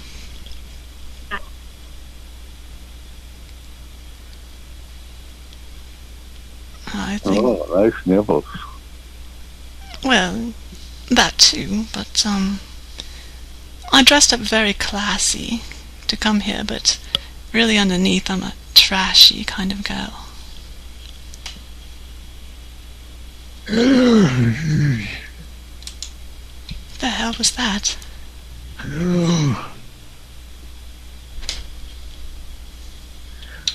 There's Jason Statham or something. Get your father off the phone, Philip.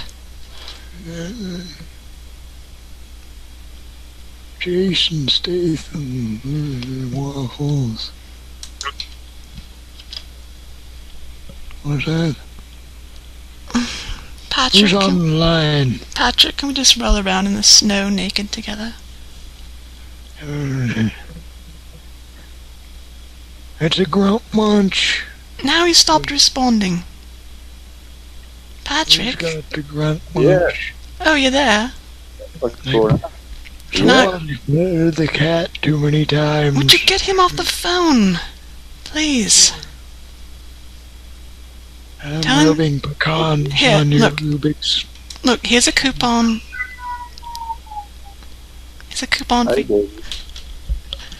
for Yummy Buffet. Ooh. You get off the phone if I give you the free coupon for Yummy Buffet. Where's the Yummy Buffet? Come and experience Yummy Buffet. Turn off the TV. Do you understand? How can I... Oh my goodness, this is the ultimate Ooh, tease. baby. This is like the ultimate tease. What are you doing to her? What? Patrick, can we just roll around in the snow naked, please? Yeah. I'd love to do anything you want me to. That sounds very nice. Can we go climb a tree and can we do it in a tree? You're so good looking. Oh, thank you. Makes me horny. Oh. Chasing the cat around. You got... Oh no, he's got into the Cool Whip. Give me that. Alright, Patrick, I'm gonna put some Cool Whip on my breasts. Will you lick it off? Oh, Chris came in. Oh, yeah. Mmm. Definitely. I'll be right there. I'm getting ready. Nice nipple. Right. Suck on those nipples. Mmm. Oh, yes. I made that because I'm going to Cool Whip. It was kind of a little surprise. You want to explain yourself? Grab that towel right there, please. What are you doing? You're naked. There's a 14-year-old girl. You're chasing a cat around. You've got Cool Whip. What about it? The only truth to that is the Cool Whip that Patrick is licking off.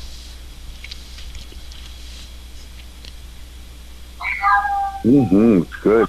I've got mean nipples, sir. Good. Put more whipped cream on there. I have mean nipples. They're unbelievably pointy. Not nice at all. Mm-hmm. You're hot. Thank you. Do you like Cool Whip, sir? I love Cool Whip off your nipples. Oh, yes, please. What makes everything so whip smash? Yes, Patrick. Do it, Patrick. Do it. Cool Whip. Oh my God. Oh my God. Oh my God.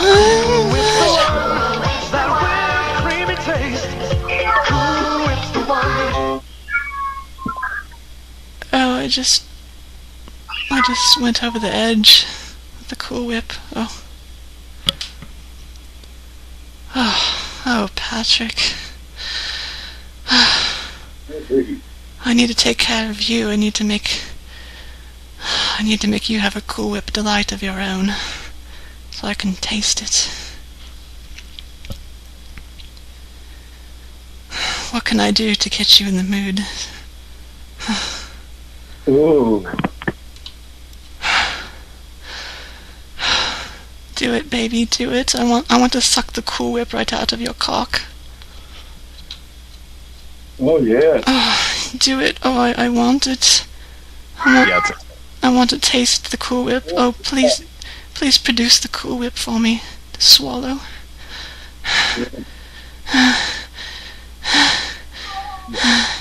Please, Patrick. I want that Cool Whip. Oh, yes. Do it, baby, do it. Oh, yeah. Keep going, yes, yes. TV Weekly. Thank you for calling TV Weekly. TV Weekly. TV Weekly. TV Weekly. TV Weekly. TV Weekly. TV Weekly. TV Weekly.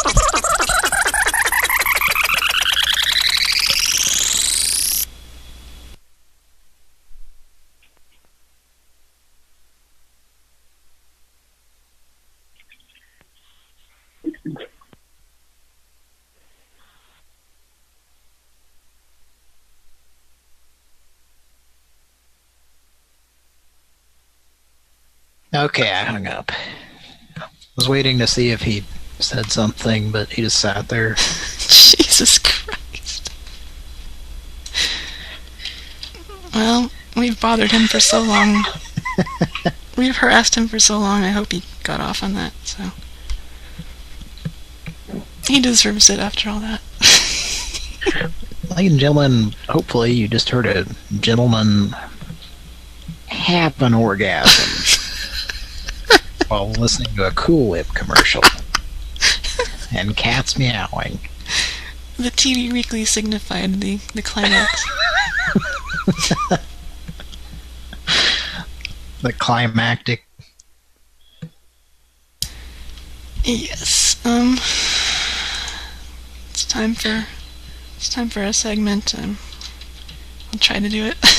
Jesus Christ. Okay, here we go. Get ready to laugh, cause it's time for Pran Funkels Funnies.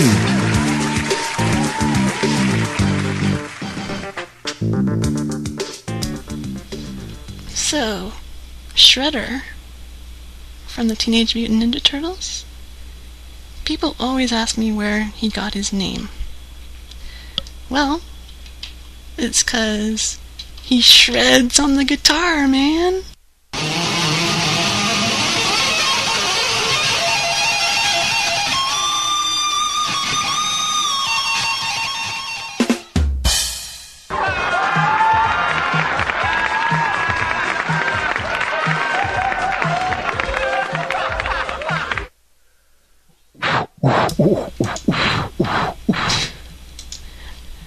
That was quite a zinger. That reminds me, I have a prank call idea that I saved that I don't think we've done yet on the show. What's But that? anyway, it's not for tonight. Alright, well, damn it, Magnum. Magnum's in trouble. No hard feelings, right? Wrong. Yeah, see, the problem is he was standing, and that's where he made his mistake, is he announced he was standing there because he was in front of a 7-Eleven and it clearly had a sign that said no loitering. Mm-hmm. He just stood there defiantly and screamed, "I'm standing here." And then that's when the cops showed up. Well, actually, it was a guy in a forklift trying to kill him. In the actual clip? I think that's what it was. It was some kind of, like a tractor or a forklift or something.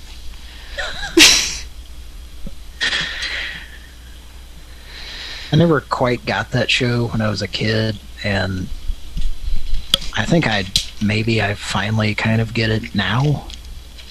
Not that I've ever watched it, but maybe I just get the idea that it was supposed to be ridiculous.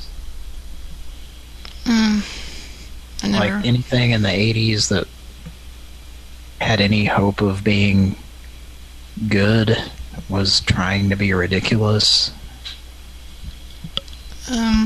Yeah, most stuff was. I mean, everything was ridiculous, but were they embracing it, or did they think it was cool? You know? Because if they thought it was cool, then it wasn't. No. Oh, do we want to make another Pran Funkel? Yes. Oh, yeah. Oh, yeah. Was that his climactic? Oh, yeah. Oh, yeah. Exclamation. Okay. That whipped creamy taste. Oh, yeah. Oh, yeah. Cool Whip's the one, Mom. Alright, so I sent a file in the chat here, and now File's done. this is who we're going to call the homophobic hardware gentleman. I'll describe Now, to you. What? I know we've called this guy before. Oh, we have? It might have been in the last... It might have been, during a show that you weren't on. Okay. And I don't remember exactly what happened, but if I remember right, I think the guy actually answered, but I could be wrong. I don't know. We'll see. Oh, okay. But yeah, go ahead. And I'm sorry to interrupt. No, I'm glad you did. There's this dorky-looking guy here from Tennessee wearing a baseball cap, and he looks like he has a gun on the side of his belt. He's holding a shirt that says, "No gays allowed," and in the background it says, "Smile, you're on camera," and it's a Y-O-U-R instead of Y-O-U apostrophe R-E. It's a nice touch. Of course. On his window here it says, "What God hates gays." It says, "No gays allowed," by order of Jeff, I guess that's his name. Free ride in a police car if you shoplift. Whoa. I can't tell what any of the other things are, but just a stand-up gentleman here who deserves to be pranked.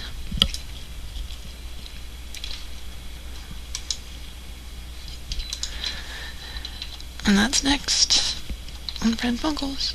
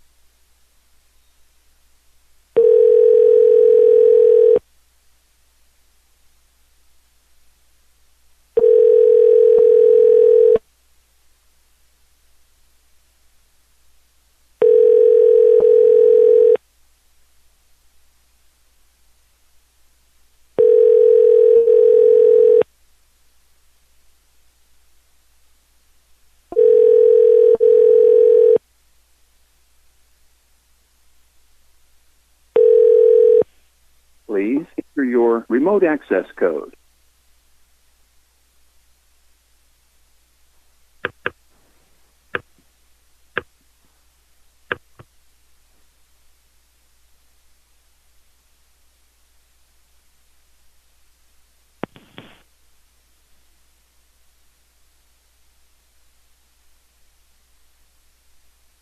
Hello?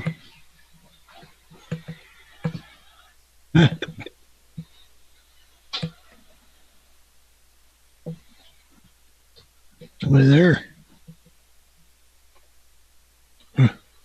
Up and hung up.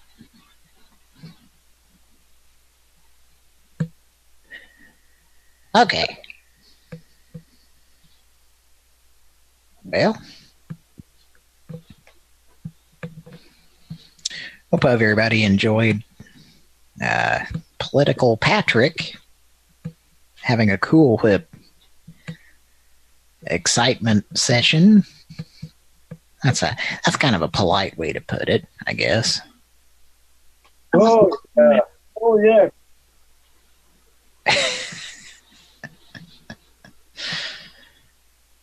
Oh, boy.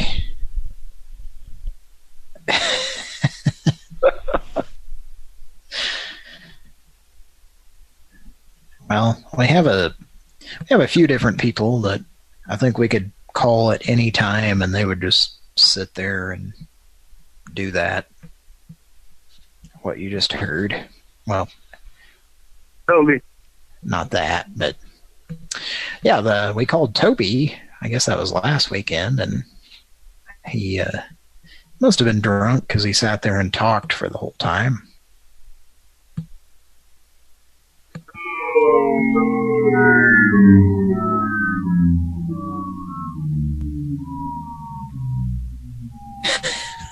I think he just powered down for the night.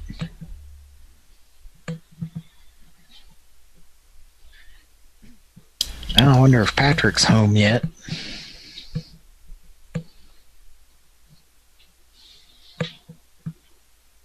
Hi. Where are you?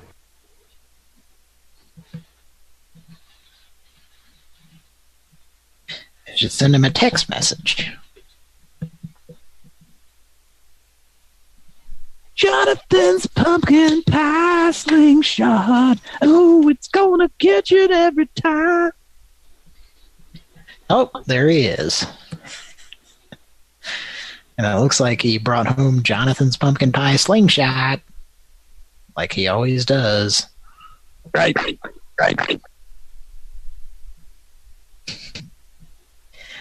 Folks, that's a total of 4 rights, if you're keeping track. Pran Funkels will be right back after this commercial break. We are Nintendo Ultimate TV Game System. We challenge all players. You cannot beat us. Aim your zapper gun. You cannot beat us. Even with your robot partner. You cannot beat us. Score 1 million. You cannot beat us. Discover new worlds. You cannot beat us. We are Nintendo. We challenge all players. You cannot beat us.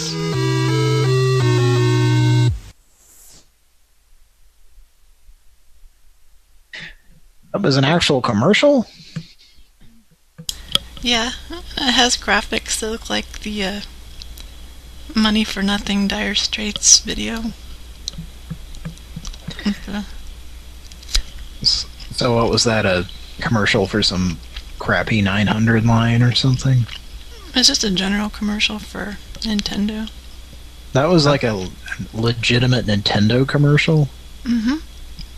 Wow. Probably scared a lot of kids. What the fuck? Yeah, that's... that sounds like some really cheap commercial for somebody that's like trying to capitalize on the popularity of Nintendo or Super Mario Brothers. That's how it comes off as, yeah. So the commercial is for Nintendo Entertainment System or Super Mario Brothers? This is for Nintendo and like the Zapper and the Rob robot. Is it supposed to sound like Doctor Who or something? I guess. Like, it sounds like some old 70s sci-fi or something. That would like scare me away from wanting to buy a Nintendo if I saw that as a kid. Yeah, the production value was not as good as the Casey Kasem Journey Escape commercial for Atari, I'll tell you that.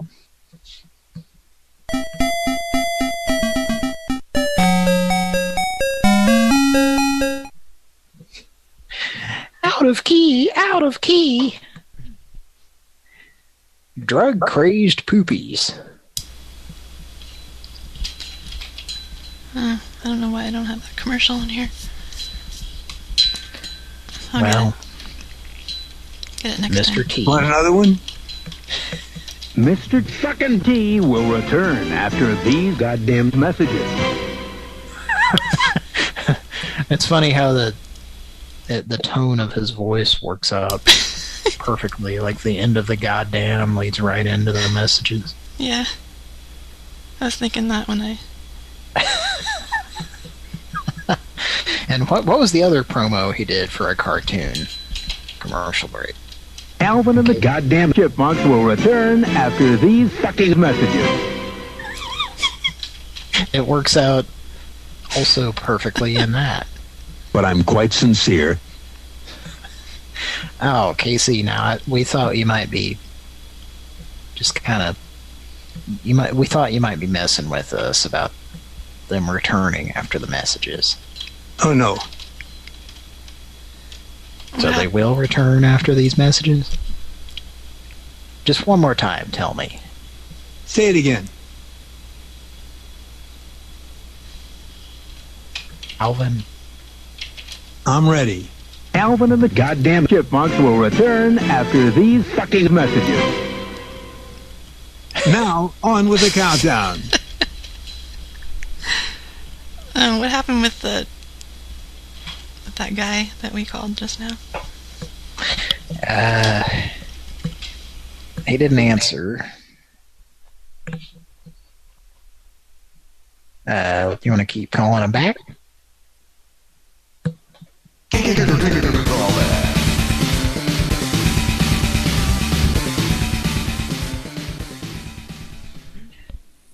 Let me make sure I got the correct number we're dialing from.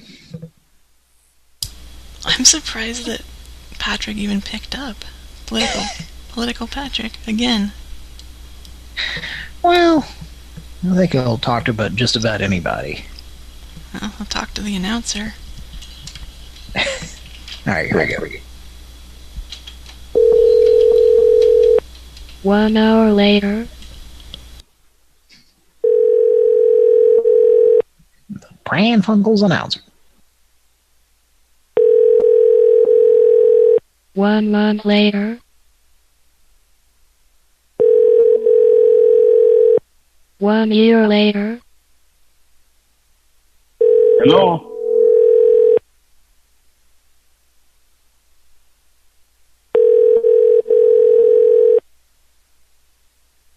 Peace.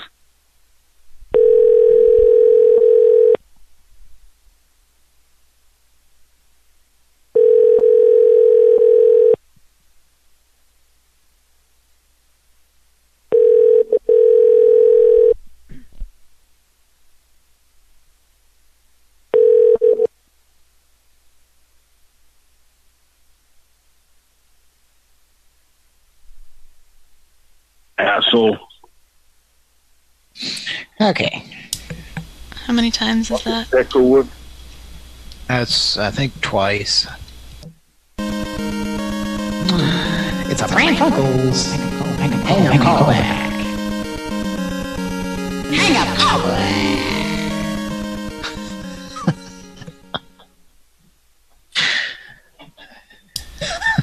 Okay. Alright. Give me a second here. Could you even hear that? Yeah. Really? Surprisingly, yeah. The cadence of that didn't allow Zoom to mute it.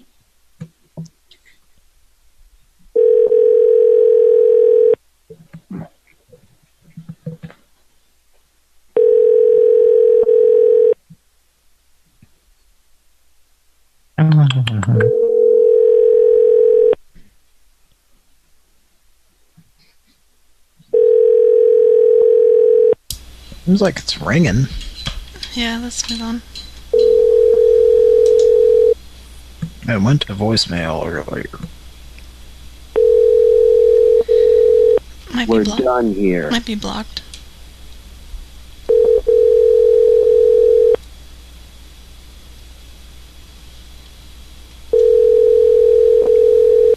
Okay, let's move on. Okay. That guy's probably been bombed with so many pranks that that's probably a block or something. Fucking Peckerwood. Next up we have Ryan B. This is for Mike to do a self-call. Do you have that board handy, Michael? I assume that you know my name. Yes. I think it's Ryan B. Take it easy.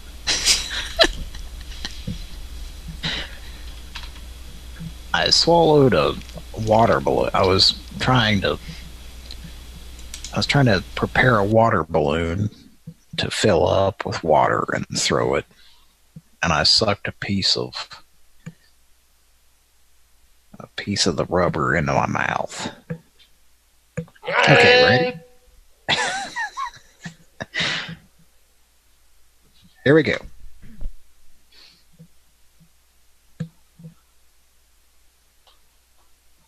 You have reached the voicemail.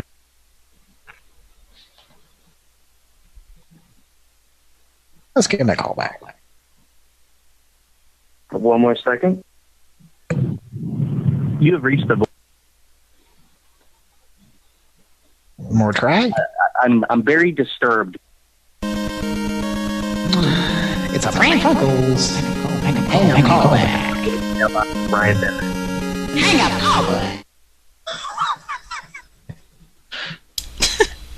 Did I go in that? It's a Pran Funkels. Hang up, call back. Hang up, call back. Is there another game being played? Yeah, because I was playing something from Slalom while you were yelling that, so I just left it in. NES Slalom. That's right, with the famous bending over guy. You can watch his butt the whole time. Oh, you mean Political Patrick? The famous bending over guy? I don't want to have that image, please.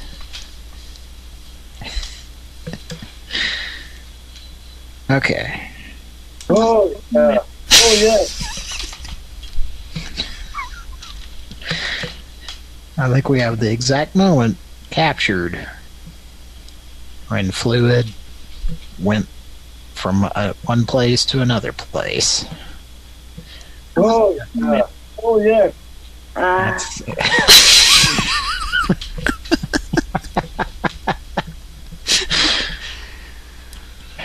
Okay. That's the most polite way I think I could put it. Yeah, we're in health class, so.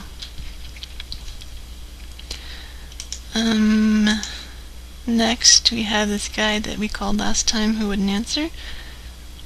He has a sign that says Bobcat services available, $35 an hour, rod. And I called this Ileana, and if you don't know what Bobcat services are, it's, what is that, a tractor or something, Cody? Yeah, it's it's like one of those things that you scoop up stuff. It's like a guy gets in it, and there's a couple of levers and scoop up shit. Mike, do you have a better way to explain what it is if somebody doesn't know? It's like a little, about the size of a golf cart. Has a little bucket on the front. Kind of like a forklift, but it has like a dump truck type scoop thing on the front, like little front end loader. And it people has like teeth on the bucket, so you can kind of dig into the ground and pick shit up if you needed to. You know? Magnum's in trouble. I'm standing here. No hard well, like just say that you know, if Magnum is standing in a field and there's some trash around and you're trying to clean up the trash and Magnum happens to be amidst. Yeah, Mike, what would happen in that situation?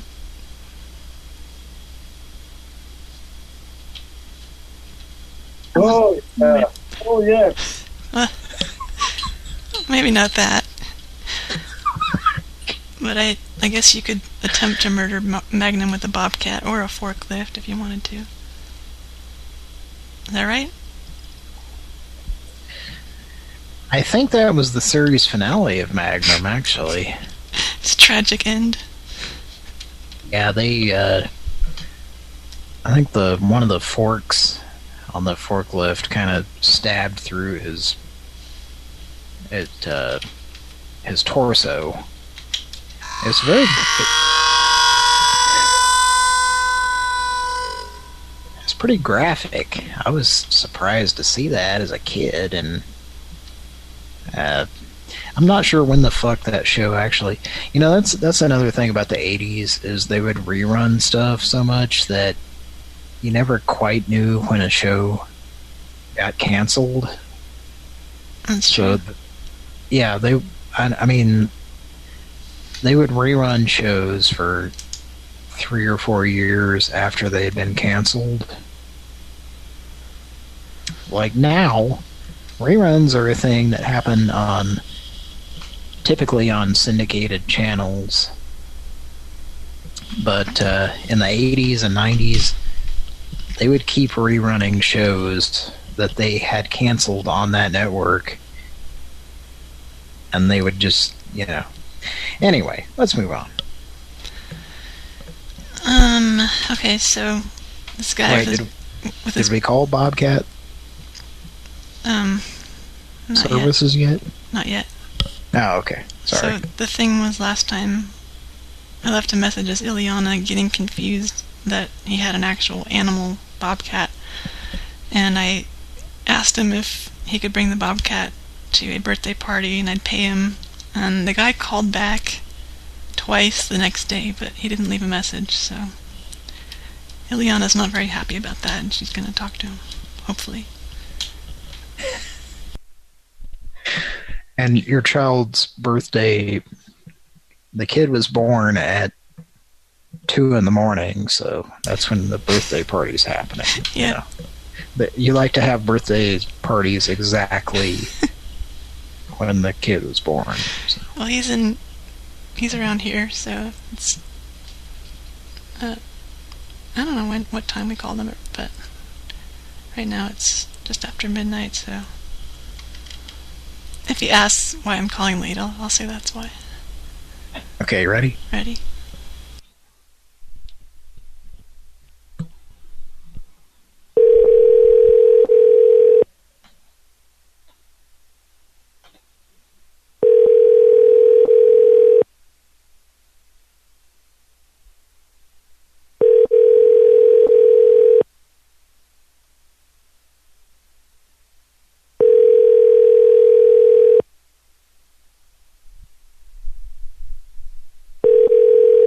You have reached the voicemail box of...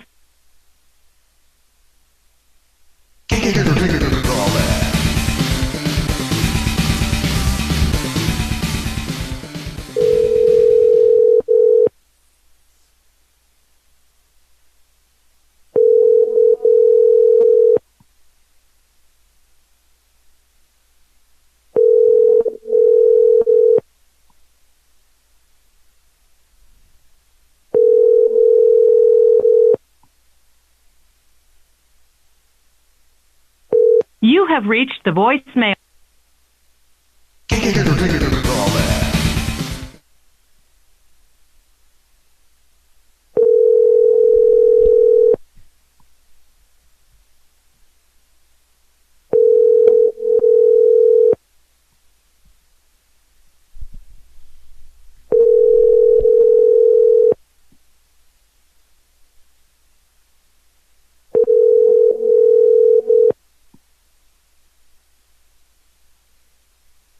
You have reached the voice. Leave a message. Of yes. 5622.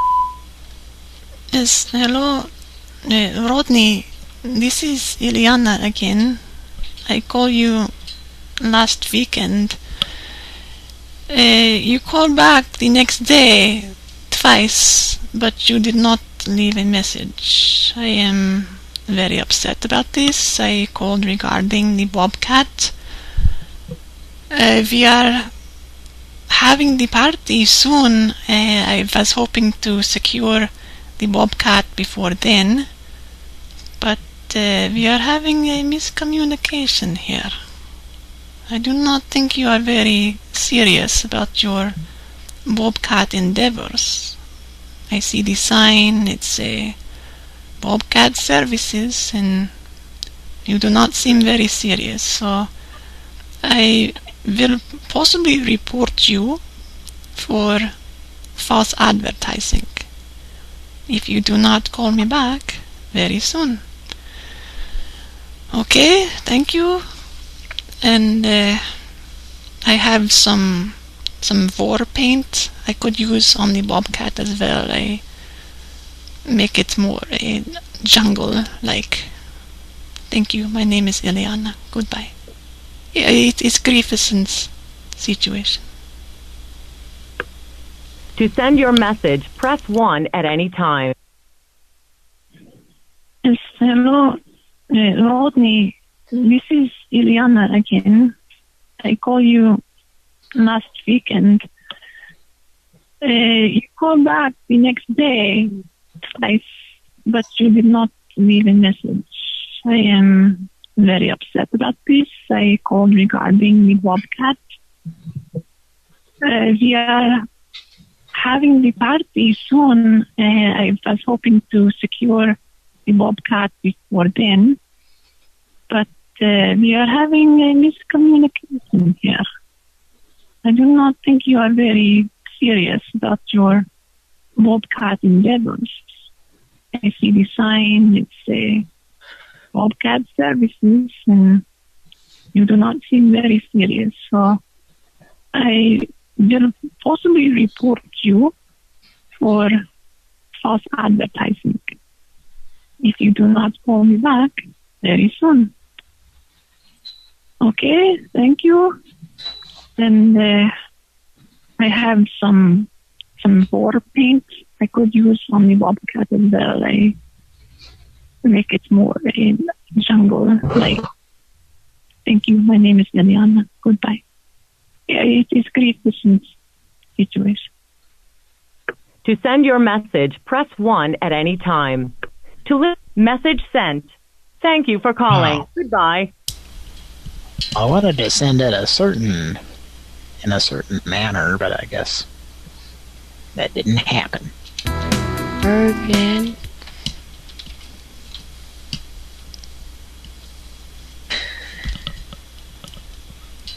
So we got I got about it. classic rock all day. I think this is one of those nights too much cocaine was consumed, and therefore... Oh, you're telling me. This is Heather in leather, filling in for Dick tonight, and I tell you, I wish I could be filled in with some Dick too. Oh, if only there was any dick to go around. But apparently tonight we are dickless. Yep. Oh, that sounds like Paul Schaefer in the audience of an episode of Small Wonder. Yes, it does. Bobcat. Call it back. Okay. Ready? Yeah. Hello?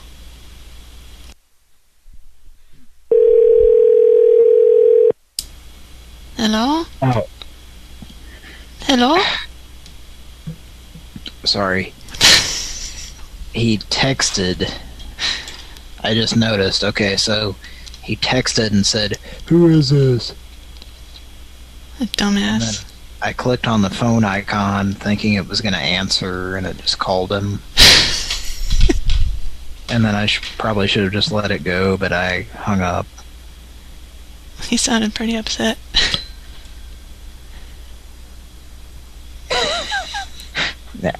How do you know? Was that him for a second that I heard? The who is this?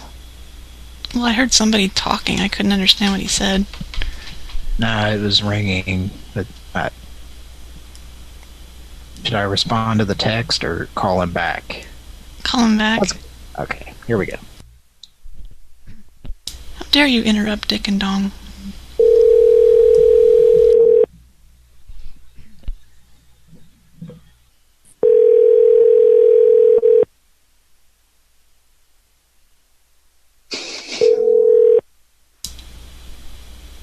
Who is this?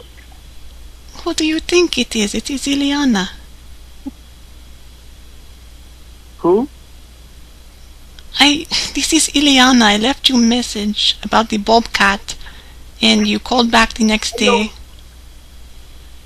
I know, but it's 12 midnight right now. Well, I did Bobcat service. It's midnight. And? I'm sleeping. I will pay you triple. I'm sleeping.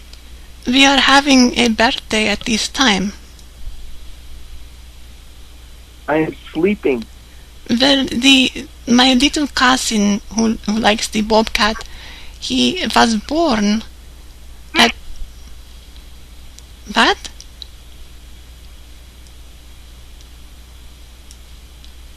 It is 12 midnight. I am sleeping.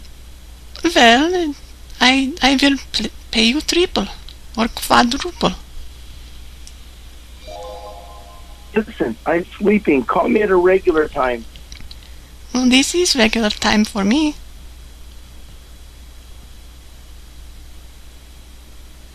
You see, my cousin, she was born at 12:45 in the morning, and that. Hung up. Call him back. Nah, just let him sleep. Thanks for the update. I was just I like for someone to tell me what time it is. Yeah. Text him back. Should we send him a dick-a-pic? Sure.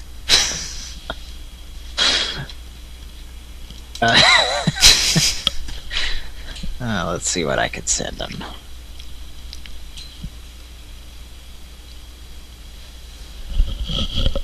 Send him a picture of Magnum getting run over by a forklift. Can you send that to me? If I had it. I wish I did. Let me see. I'll just Google it.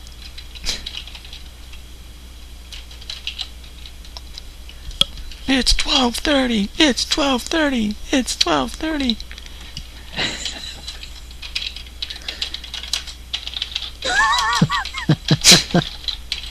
I could send him a picture of one of our avatars for Pran Funkels. No, because then you could do like a reverse image search. Free voice, might gauge, switch. Yeah. Images for Magnum PI forklift. Kevin's dead. I might actually have a picture here. I'm sorry, I did that voice, and we might have gotten a thumb down. I'm sorry, folks. But I just really want to please everyone. Come on, we need some Fred soundboards tonight.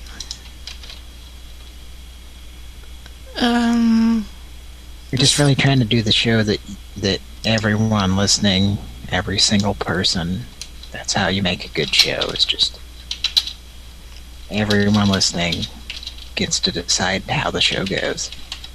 Bullshit. What?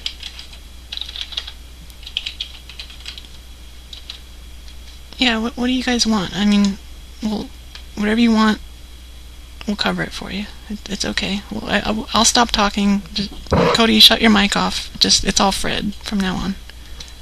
I don't want to sound like a gay fag. Alright, call the next number. Let's not talk. Fred. Okay, here we go.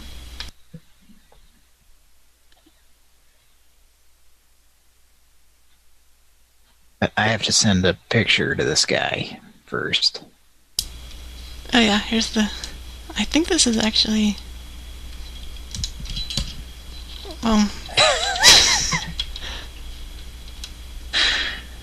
Head up forklift. This sounds homoerotic. And I'm not saying homo, I'm saying hobo-erotic. Yeah. Because I like erotic hobos on the 34 UHF yes. dial. Okay, are you looking at the picture right now? Yeah. Okay. Look at it right now, everybody. Mike. And here we go. Wait, let me get the full one. I'm gonna text it to him, right? Yeah, but before you do, look at the picture, and here we go. On tonight's CBS late movie, Magnum's in trouble. I'm standing here. And it gets worse. You're supposed to kill me. No hard feelings, right? Wrong. Magnum, tonight. It looks like it's from the 70s. That's from the actual commercial? No, this is, here's the link to it. I don't even know. That's from one of 47 episodes of Magnum where he's standing in front of a forklift. This is so gonna be our avatar. It looks like it's from the...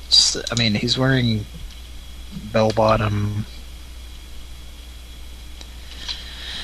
skinny bell-bottom jeans. I mean, his package is clearly on display. Oh my. I mean, I can see the ridge of Magnum's mushroom cap. Jack's pants were so tight I could see his cum bag. We got a zigzagged ship that'll make you sing. Couple zigzagged ridges got zigzag zings. Magnum's ridges. Have you heard about Patrick seeing Jack's cum bag? Mm-hmm. Okay. They got a zigzagged ridge, blah, blah, blah, blah, blah, blah. Okay, so I saved that. I'm gonna text this to the guy. Does this say refresh your memory? It is Magnum by the forklift. Pran Funkels. Live texting. So the last thing he said was, "Who is this?" The show started in 1980, so maybe it's a little bit of layover with the 70s stuff. And I have officially sent that picture of Magnum standing in front of a forklift. Can we...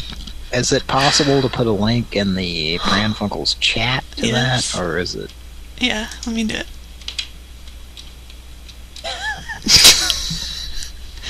You have to copy and paste. Oh, no, you don't, I guess. Probably woke this guy up just now. He just received this text message, and it's a picture. Okay. Picture of Magnum. Can you imagine being, like, dead asleep?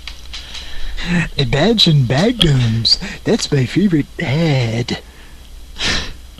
You're dead asleep, your phone goes off and wakes you up, and you're, like, so out of it. You just came out of a dream.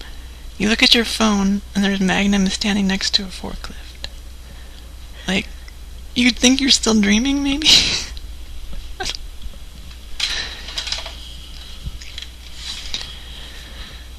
Alright, let's move on. He's wearing some white sneakers. Yes. Some Adidas, I believe. I don't know. And also, have you looked at the guy operating the forklift? He looks like he's naked. Let me look. Take a look at that.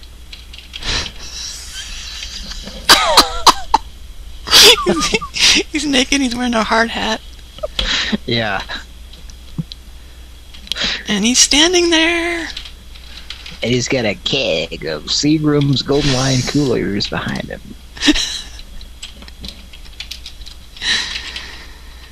Hey, son. Look here. Seagulls, golden wine cooler, Seagulls, golden wine cooler.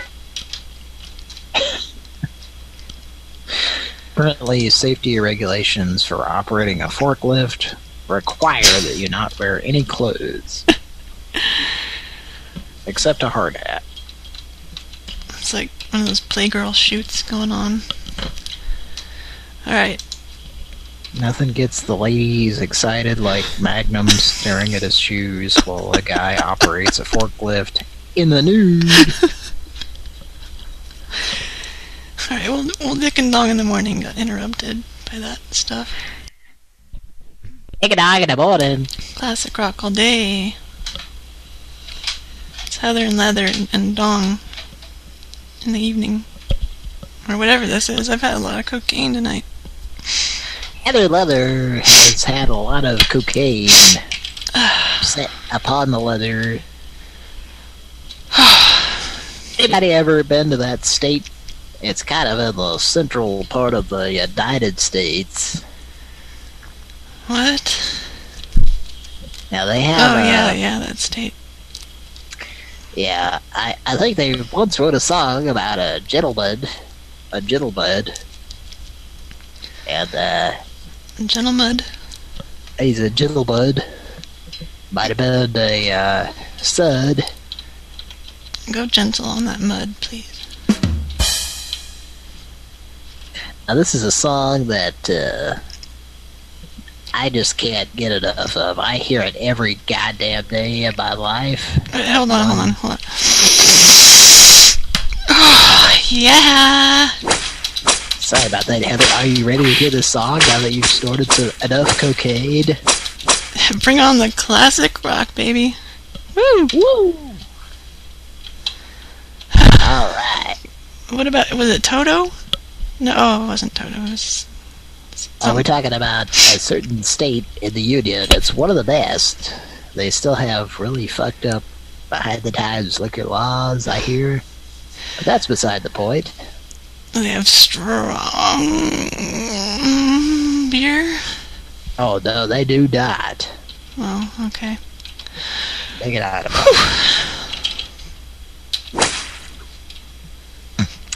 Okay. Well, I think this is a song that I enjoy hearing every weekday afternoon at 3:12 p.m. and 22 seconds. That's when I hear these instructions. Take a dog in the boat in Kansas. That's a good state. And if you live in that state, you should probably carry on to a different state and become a wayward son. Dick and dong in the morning. Classic rock. All day? All day.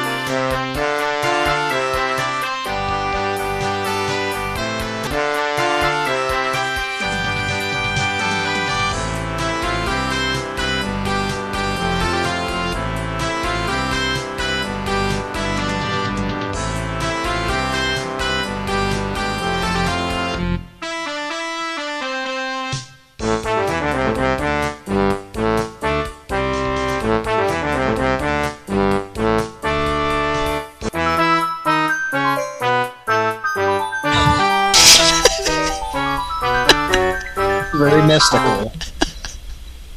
Well, we had some tuba and some xylophone in there. Yeah, it sounds like a high school marching band interpretation of it, which I'm sure happened, or still happens, maybe. Especially in Kansas, right? Yeah. That was little Bobby on the tuba and what's her face on the xylophone. Let's make Pran Funkel. So the Magnum picture I sent. should I send another text that says, "What do you say?" Yeah.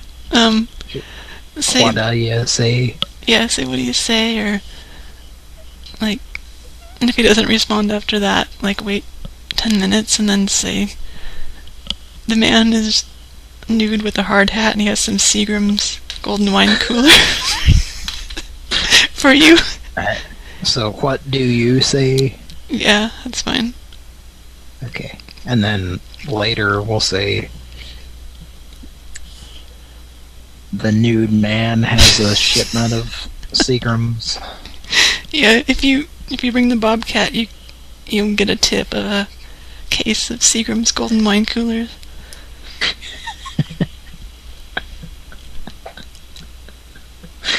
Okay.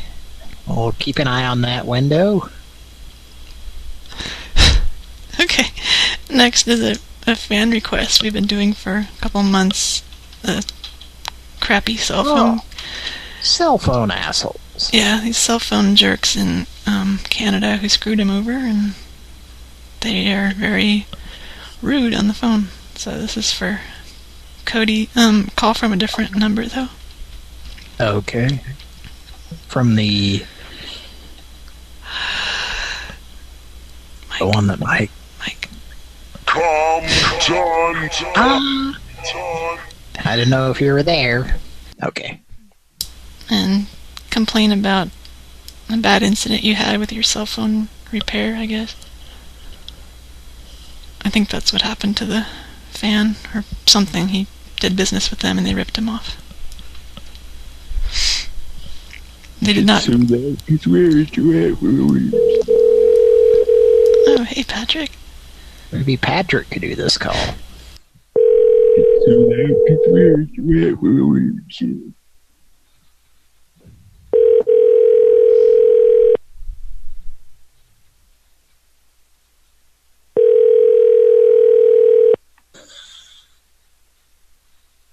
You have reached the voicemail box.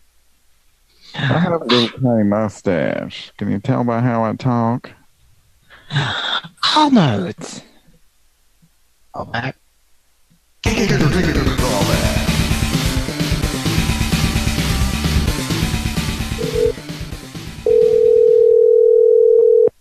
Is it little and tiny?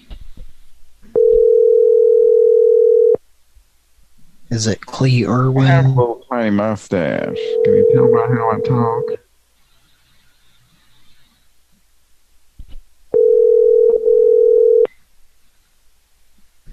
You have reached the voicemail box of Golden wine, as wet as it's dry.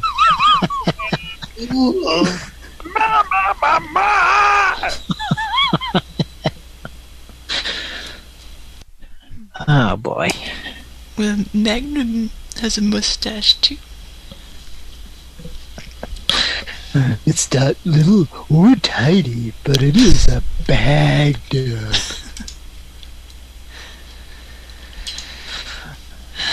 Hey. Okay. I used to bag up once. Did you?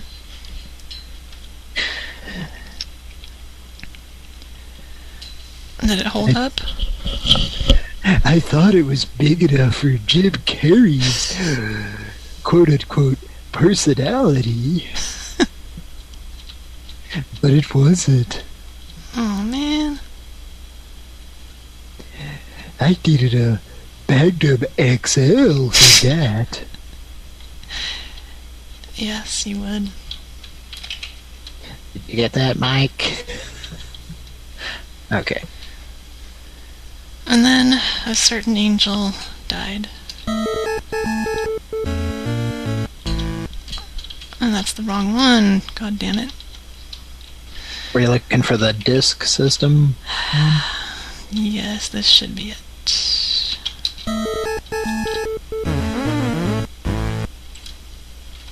There we go.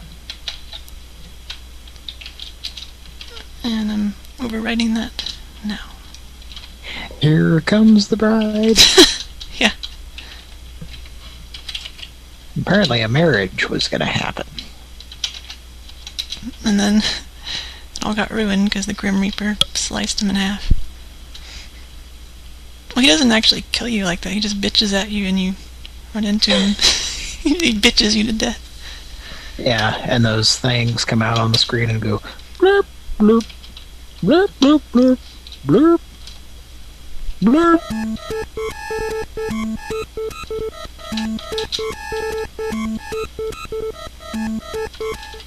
Bloop. Do you have a recording of... I think... Oh, that's the disc system version. Yeah, I don't have the other one.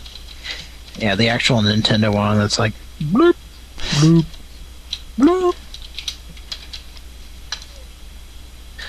Yeah, actually, he actually bitches better at you on the Nintendo one. Well, it's pretty annoying on what we just heard. But... It sounds like a duck or something. right, let's give this guy a call back. Okay.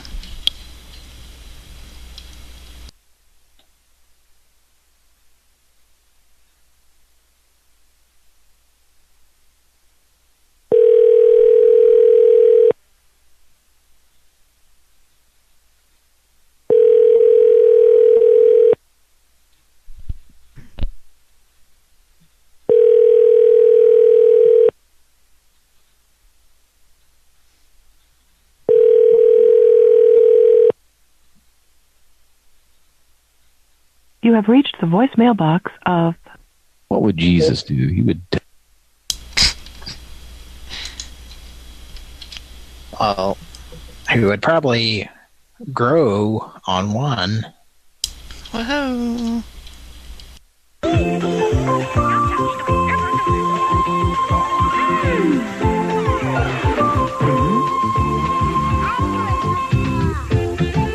Hi, I'm Jack A. Harry, and I'll be right back with One to Grow On. Hey, Chris, we're going bowling. Want to come?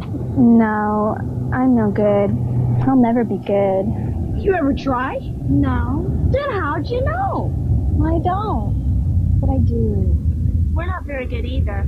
Well, this is your last chance. We're going to have some fun.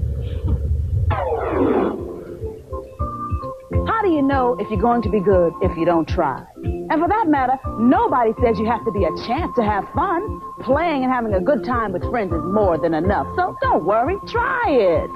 If it's not going to work, you'll know. But give it a chance. You just might surprise yourself.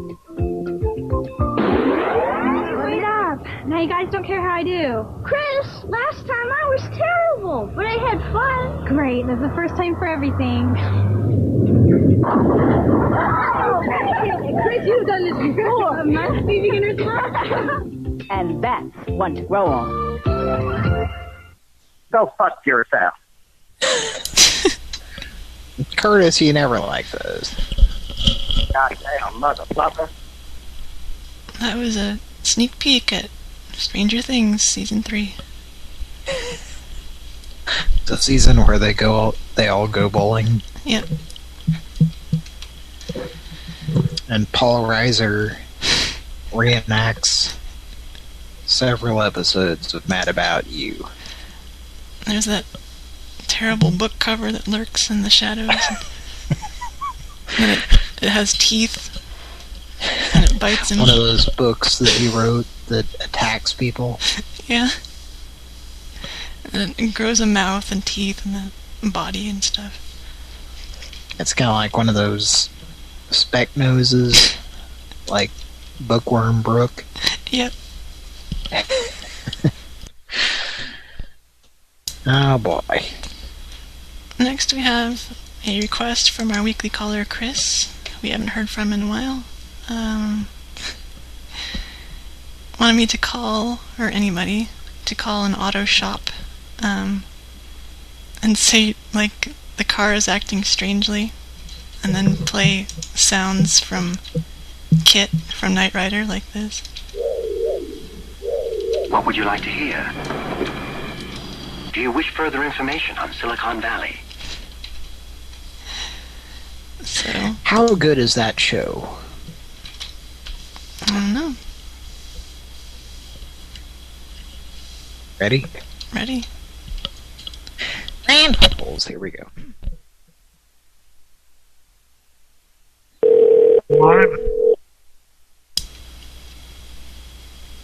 Live. CK. Yes, hello. I am having a trouble with vehicle. What kind of vehicle? It is a Trans Am, a 1982, I believe. Okay. And what you doing? Well, it is making a strange sound. I do not identify what it is exactly. So it won't. I'm not understanding. It won't start, or is it running funny, or what's? Is it overheating? What's going on? Well, it runs okay, but it is making a strange sound. Do you hear? And that's as you drive. As you're driving. Yes, it is As you're driving, as the car's moving, right? That is correct. Okay, all right. How far is home? Oh, about 16 miles. But it has I did not realize that it has a speech system or something. It never came on before, but now it does. What would you like to hear? Do you wish further information on Silicon Valley? There's no reason for increased volume. I am... Radio down a little bit, man? Pardon me? Yes, ma'am. Okay, so as you're driving, you hear that woo, woo, woo, woo. So the tires are moving at the same time. So it sounds like you're about to. It sounds like when your tires are getting bad, or something's going on with your front axle. I mean, at this hour, the only thing we could probably do for you is get you towed. I would try and drive it slow on the streets. I wouldn't take the freeway. I'd go slow on the streets to get it home. Once you have it home, tomorrow we have a lot of other shops that are opening up. But the only people, where are you located right now? I am in Los Angeles. What's a cross street? What cross streets? La Cienega. But the voice come on, and I don't know. It sounds like the man from Boy Meet World is saying things. Is this GPS? Scanning your interrogatives quite satisfactorily. Yes. I am the voice of Night Industry 2000's microprocessor. See, what is that? I don't know. That's weird. Never on the 80s. You said 86. 82. That's 86. In 82. 82. Yes, it has the. That's weird. It has sounds like but the car will run, right? You can't drive the car. Yes. Okay. I would probably what could be going on because something could be shorting out. Take the streets home, get safe, and just take the streets, take the right lane all the way, down. That way, if you think it's gonna mess up or the car's gonna stop on you, you can just pull over. Okay, but right at this moment, the only thing we could probably offer you is a tow. But the screen, it's a blue screen. It's a fatal exception. I don't know what that is. I don't know what that is. I don't know what that is. That on 82. And what kind of car was it again? It was 82. It is Pontiac Trans Am. Grand Am. Trans Am. It sounds like something in the alarm system. It sounds like something in the alarm system that's happening to it for it to be that. Oh, but it could be getting shorted out. As long as the car is able to run, go ahead. Now, if you start smelling smoke or something, that's different. But if the car is able to run, just go take the streets home and get safe. From there, if you want to call me, we can set up an appointment for a mechanic to come pick you, to come look at your car or something of that nature. Would that be okay?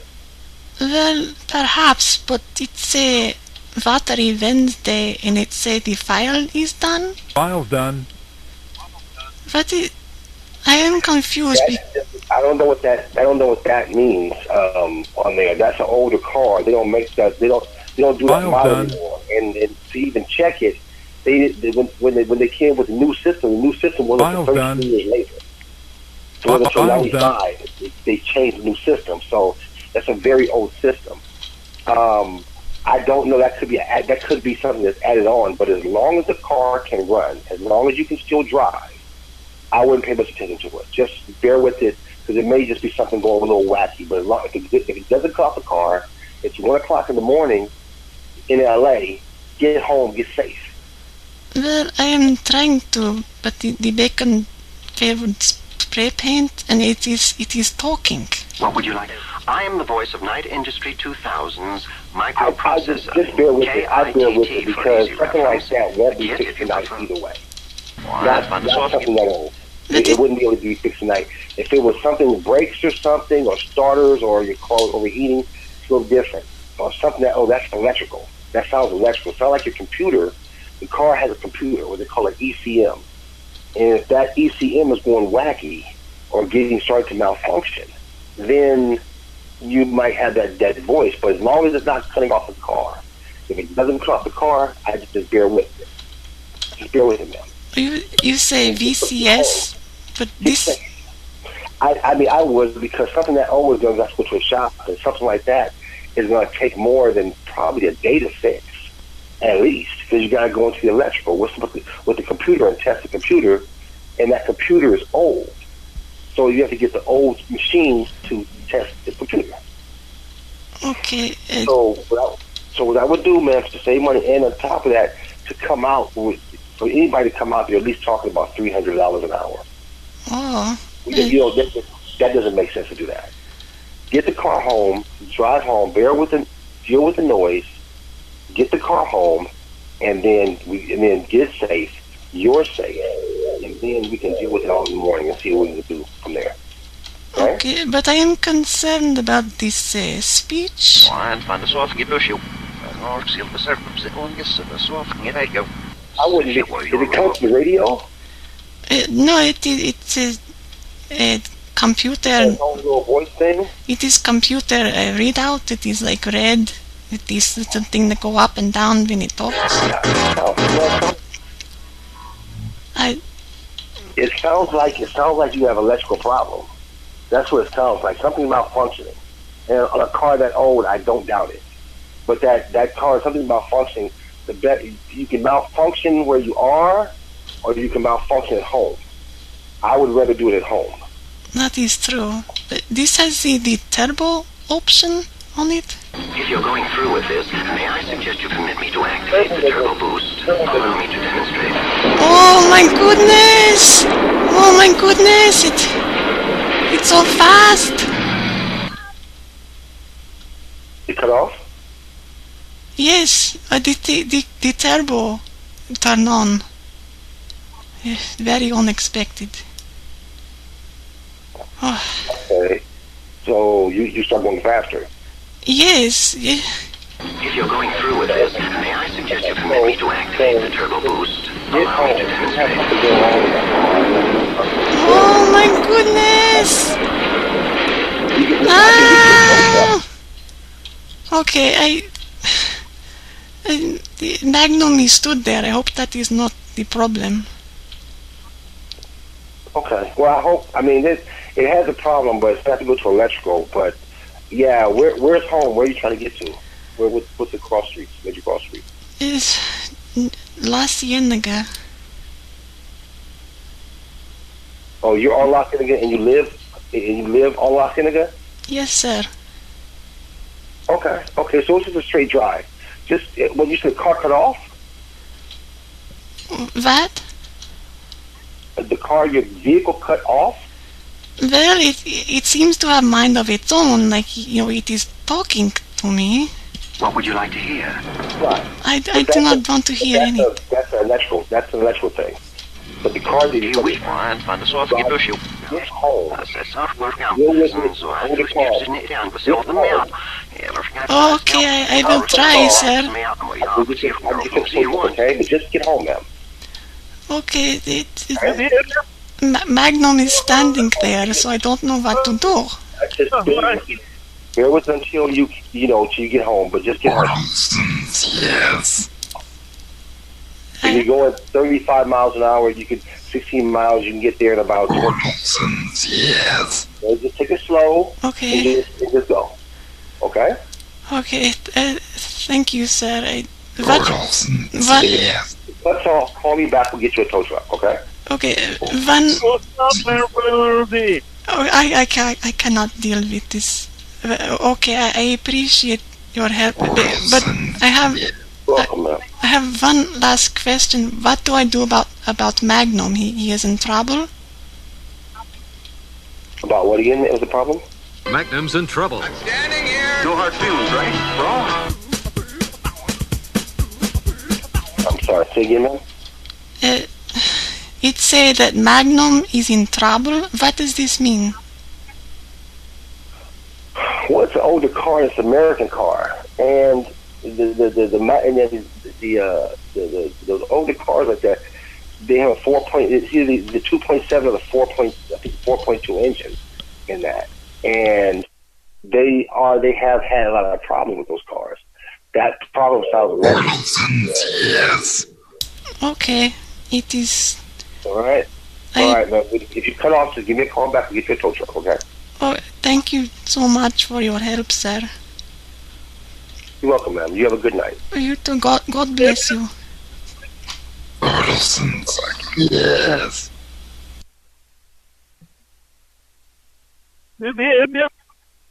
He hung up. Good lord. Well, Chris, I think that was highly successful.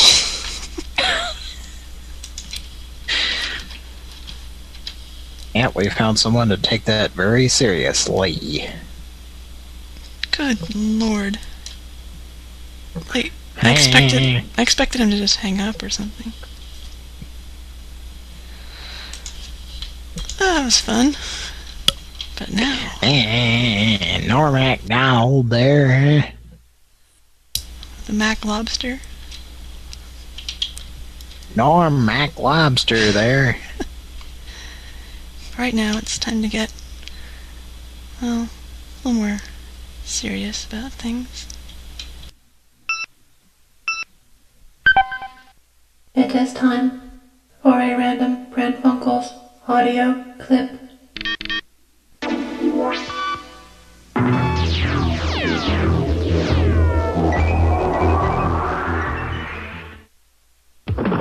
On a mysterious night, did the Q appear, bringing Harry there.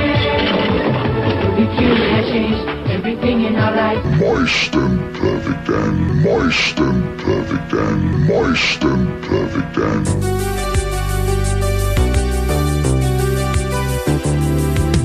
Give me a break, now I know what it takes. I'm putting a new face on the old one, ready for anything. What would you do if I sang out of tune? We're father and son. If you wanna lose weight, if you wanna be thinner, if you wanna blood fat and sugar and be a weight loss winner.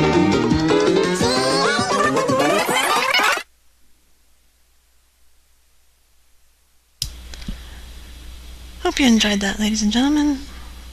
I would, now here are my goals. I'd like to be a weight loss winner. I don't want to block sugar or fat, though. Yeah, it's a little iffy. Those sound like they're not fun. Mike has a request there for Cody. Well, I also have a request. Yeah? And I hope if I can get this to work.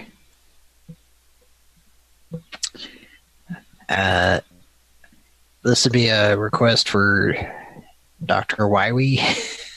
Okay.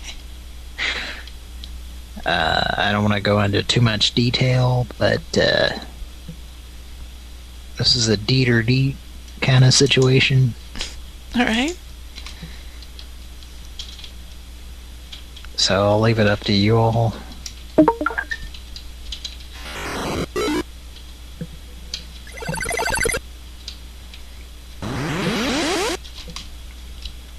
Oh, somebody died and reappeared on Life Force.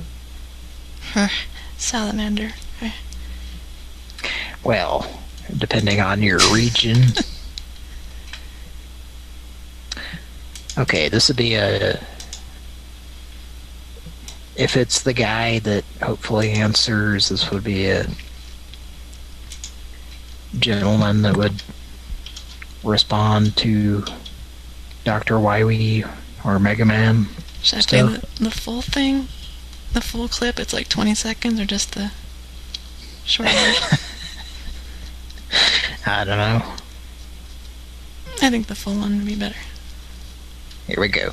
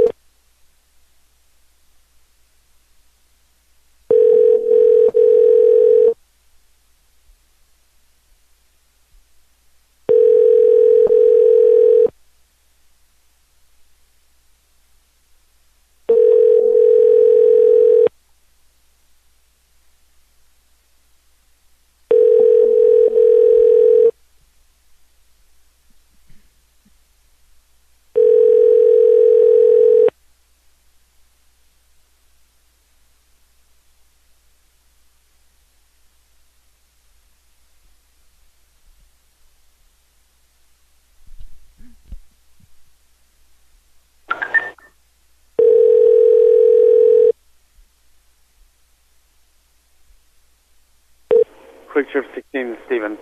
What do you make of these? These? What? Seems to be energy resources. But I've never seen this type on Earth. I don't know where this energy came from, but cannot let it fall into Dr. Wowie's hands. You must recover all the energy immediately, Mega Man. But where is Dr. Wily? That's a good question. We may be able to locate another energy emission from the radar room. When we find that meteor, we'll find Dr. Wowie.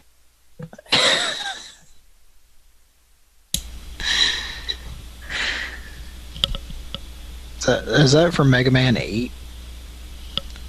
Whatever the first PlayStation game is. Yeah, it's that.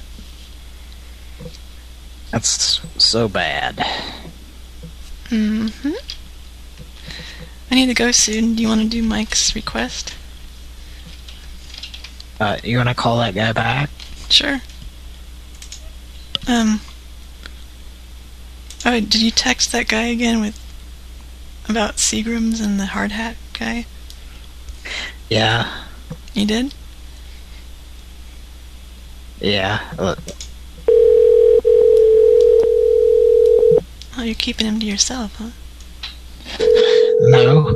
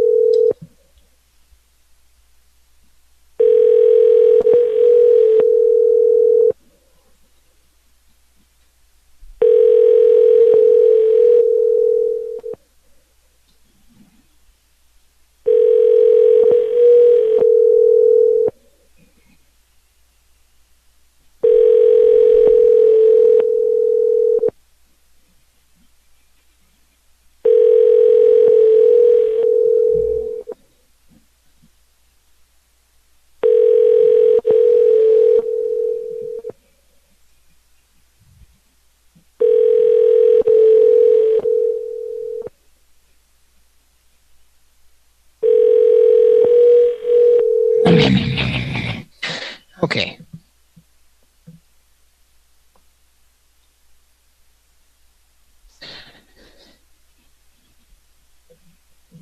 Alright, we're gonna do a,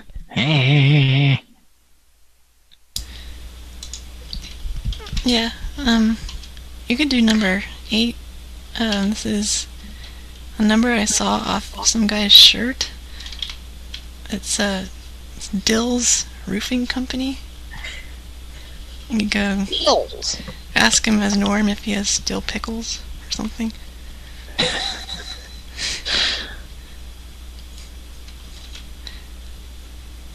Or the Gilderman guy could advertise for him. So KBBBBBBBB is asking about Patreon. I think I can answer that question.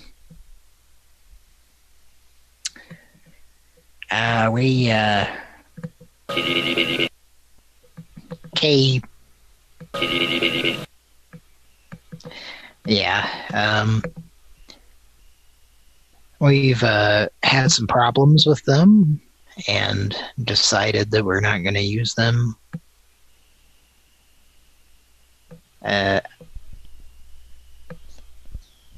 You might have missed earlier in the show when I was talking about this, but I think we started using them when we should have done more investigating.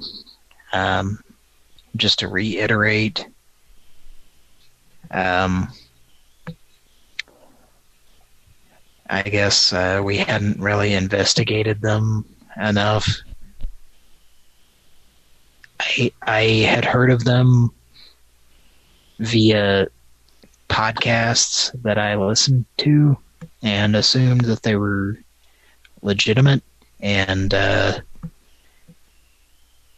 we've pretty much determined that they're not, and they have really horrible reviews. They have a not the greatest grade from the Better Business Bureau. F+, man. They have an F+. So we're asking people, and we've updated I think all of our links. If you want to donate, we're going to go back to PayPal at this point. And if you want to help us out, welcome back.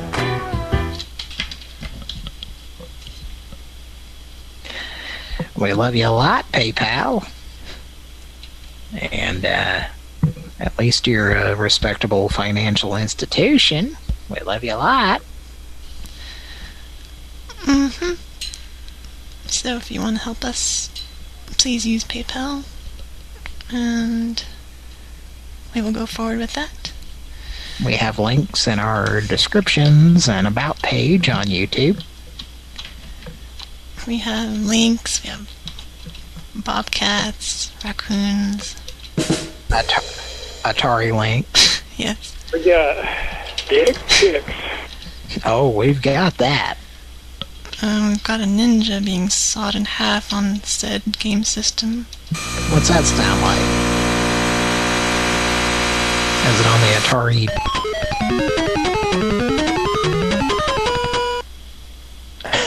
It sounds kind of happy at the end there. It's like, ding, ding. Yeah. Alright, you got sawed in half. Good job. Ah, you only had to wait 8 minutes for your disc to load to play that animation that consisted of 3 pictures. Alright, do you want to do a norm call? Yeah, I need to wrap this up.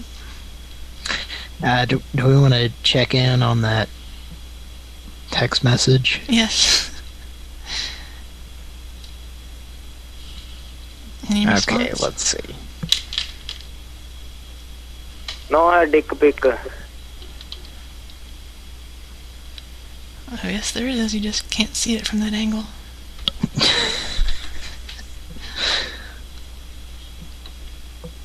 What would Jesus do? He would tell you to fuck off. That's what he would do. Oh, Patrick's on this episode. Hey, you made it for the last 5 minutes, Patrick. Nice. Well, there's a time and place to pull in your pants, but that time isn't right now. Patrick, we're on the air. Pants and do a little dance and stop exposing yourself to strangers. Patrick, we're on the air. God.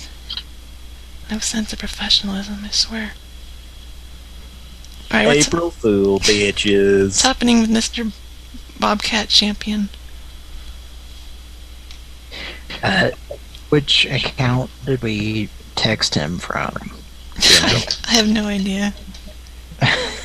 I can't see what you're doing. Probably just the normal one. Like, it would have the Magnum picture still on there. And his name is saved as Bobcat Guy or something. That's how you'll know, because it'll say Bobcat Guy on that account. Yeah, I'm waiting for it to load. Let's go to commercial break in the meantime. We'll be right back. Are you tired of the same old mundane commercial production you've been getting? Want some action and life in your production? Then Dirty Butter Creek Productions can do all of this for you. We can shoot, edit, and dub all forms of video. U-Matic, U-Matic SP, Beta, Beta SP, M2, SVHS, High 8 on location in our studio. We can do it all for you. If you want to work in film, we've got the experience in 16mm and 35mm film. We can help you book the equipment, book crews. We can even help you sign up your talent. If you need film work, we can do it. Need to light a stage? That's no problem for us. We have everything you need to light up a stage, including ETA dual scene 12-channel light boards, ETA dimmer packs, trusses, everything you need to light a stage. We have sound reinforcement. We have complete PV sound systems with Mark III stacks, monitors, 10-band stereo EQ, 16-channel soundboard. We have Sun Model 15 speakers, JBL monitors, JBL 3-way speakers. We even have a 12 by 24-foot sectional stage. Animation, we offer the very latest in technology. Ed Coleman and Brett Holdcraft, our animation artists, can produce 2D, 3D, and light wave animation for you. When you need to know the ABCs of animation, turn to Dirty Butter Creek Productions. When you need film, video, stage lighting, sound reinforcement, or animation, remember to call Dirty Butter Creek Productions at area code 918-258. We can do all of this for you. Audiences everywhere have applauded the work of Dirty Butter Creek Productions. Now, if you need us, just give us a call. That's Dirty Butter Creek Productions at area code 918-258-4989 for your film and video production needs.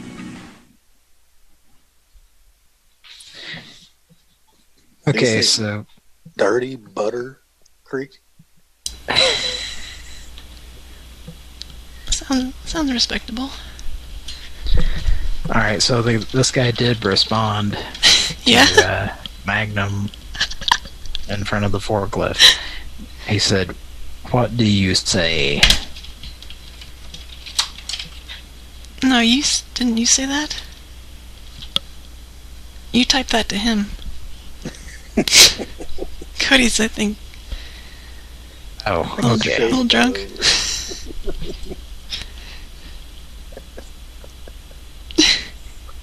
Yeah, that was your idea, Cody. Oh, I thought he said that. Okay. Sorry. It's okay. No, that was a good idea. Tell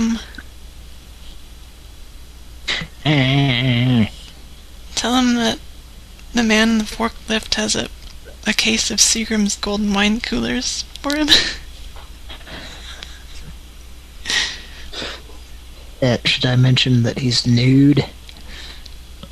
Not yet. Just maybe get him to think that he'll get some wine coolers. Maybe that'll get his attention. I don't know. Gotta build up to it. Can't just show him the goods right away. Pran Funkels will be right back. We will? You had to step away?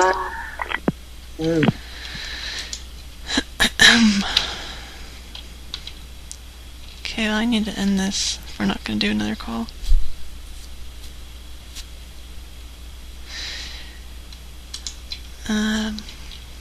Kit, what do you think we should do? One, find the soft, give us you. Or seal the surface, it won't get the soft, and there you go. That's a good answer.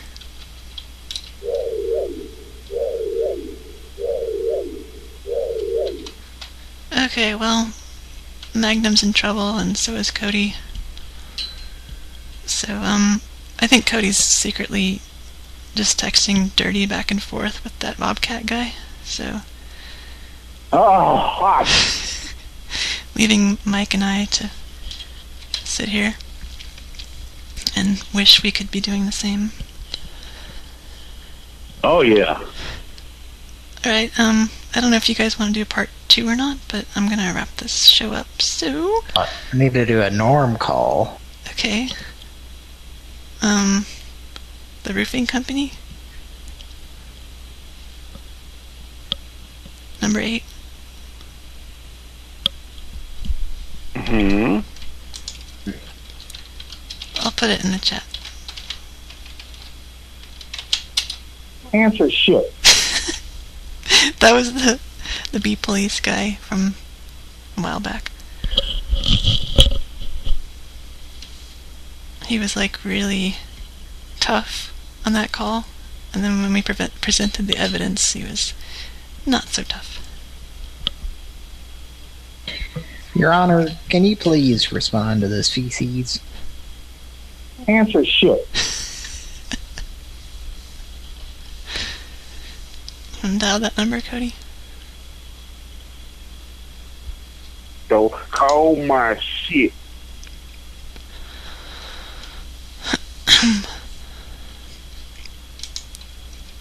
Cody, stop texting that guy. And I'm sorry, I got really horny. you're both like examining Magnum and the naked hard hat forklift operator. And you... What was I going to say in the additional text? So the man driving the forklift will be at the party, and he'll tip you a case of Seagram's Golden Wine coolers. And if he doesn't respond, we can send a picture of like Bruce Willis on the porch.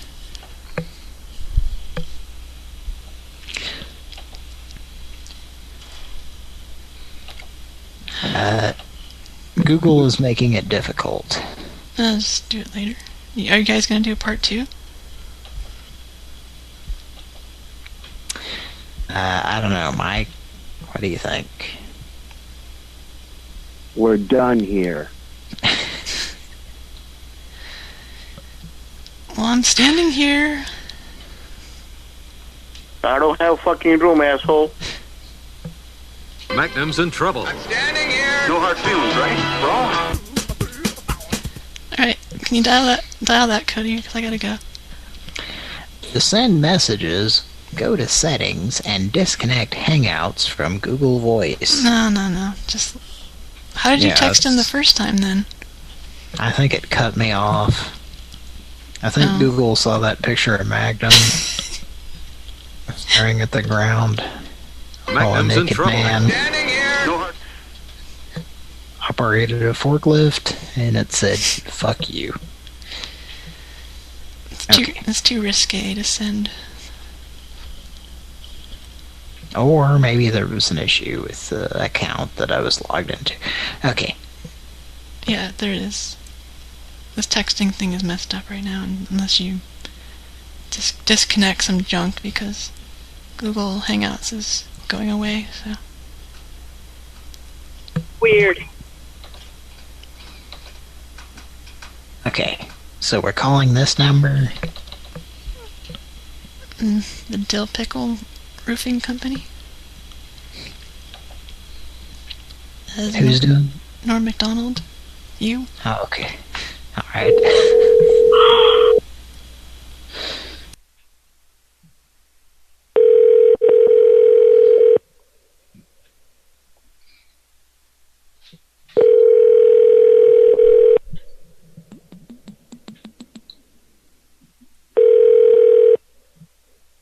Thank you for calling Dill Roofing. Office hours are Monday through Friday, 7:30 a.m. to 5 p.m.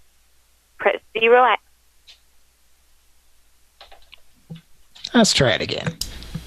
No, let's just call a place that's going to answer. Oh. Leave a message?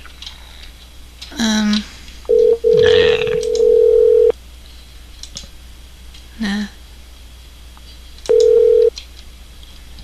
Okay, call this number. Let's guess the product. And this has an intro. Tokul Toki. Yes, here it is. Tokul Tokul Vic Tokai.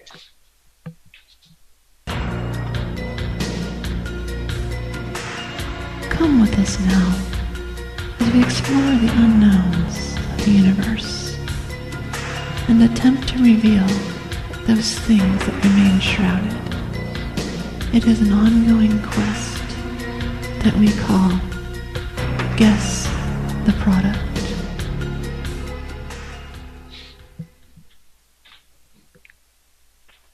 Thank you for calling. To ensure proper handling, this call may be recorded. Please stay on the line to continue.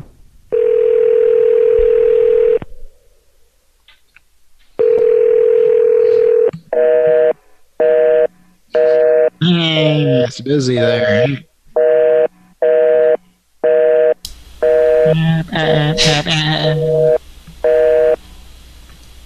has to do signature to the to the busy signal. The ups were a little bit... They weren't quite timed right. Mm-mm. Try again, please.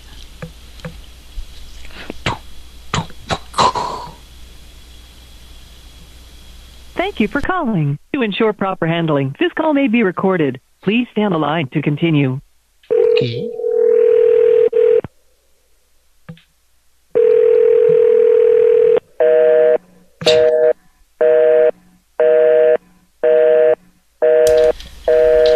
Alright.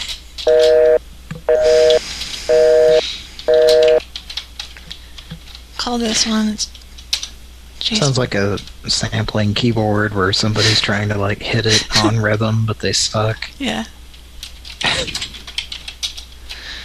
This is a bank. 24-hour banking service for Norm, and I gotta go. Patrick's about to get home, and we'll start part 2 of Pran Funkels. Cool. Welcome to Chase. But Nah, just kidding. I'm just kidding. That's not going to happen. Please enter your debit card, account number, or user ID, followed by the pound key. Where are you? Tumble to the jug. Before we connect you to a customer service specialist, please... Tumble to the jug. If your call is about your federal tax refund direct deposit, please be aware that these deposits are electronically deposited upon receipt. You can check the status of your tax refund by contacting the IRS directly or by visiting www.irs.gov. One moment while we connect you with a customer service specialist. This call will be monitored and recorded, and your voice may be used for verification. What about my shake? Hello, this is Grace with Chase. May I have your name, please? Norm. Hi, good morning, Mr. Norm. How can I assist? Had the card that had a problem with the processing there. Oh, so your card is not processing, so you're getting a decline, sir. Is that correct, Mr. Norm? I got one of the Fog Hat CDs there, eh? So it's not working. You'd be assisted by a debit card department specialist, Mr. Norm, okay? I was trying to buy a tub of gum. You're trying to buy a gum. A tub of gum, eh? Okay, sir. So you'd be assisted by a debit card specialist. Do you want... You're in the big league when you make a perfect play. Big League Chew. Is this a Big League Chew company?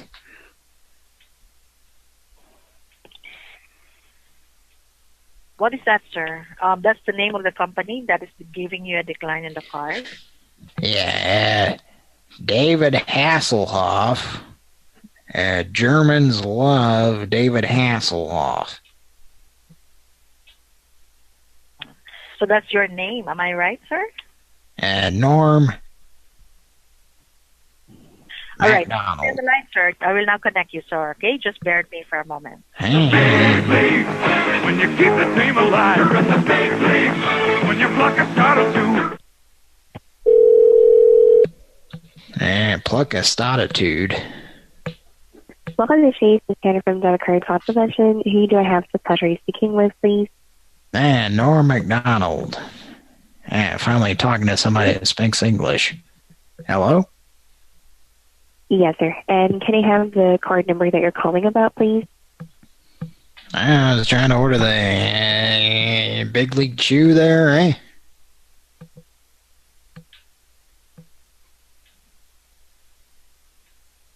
I'm sorry, can I have... Are you calling You're in the Big League Chew. Are you calling in today about your debit card? Yeah, I had I turned it down. I tried to order a gross of gum. Mm-hmm. Okay, I also like you to know that this call is being monitored and recorded for security purposes, and your voice may be used for verification, sir, okay? Yeah. And what's your card number, please? 4202 1979. 3203. Link to man-sized wads of great tasting shredded bubble gum. Wow, did you hear the man? He said man-sized wads. Okay, I need you to double-check your card number and read that to me again, please. I double-check it. It says man-sized wads for sure. 3203. Germans love David Hasselhoff. Okay, I need you to read this 16-digit card number, please. Oh, the whole thing. Yes. Are you ready? Yes. Let me. Can I place you on a brief hold? I'm sorry. All right, then. Do the Mario! Swing your arms from side to side. Come on, it's time to go. Do the Mario. Take one step, and then again. Let's do the Mario all together now. You got it. It's the Mario. Do the Mario. Are you there? Yep, I'm here. So what's your card number, please? Okay, it's 4202 1979 3203 2279. Okay. I'm hearing background noise. Is it okay for us to continue? Oh, yeah, my son, I think, turned up the TV in the background there, Okay, by the way, sir, it seems like this card number you provided me is not giving me any records. Are you sure this is a Chase debit card? By the way, I think it is.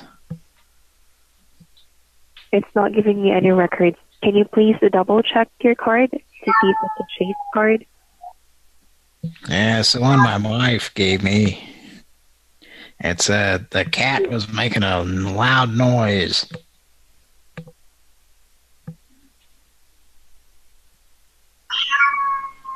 What's the social security number that's on the account that you're calling about, please?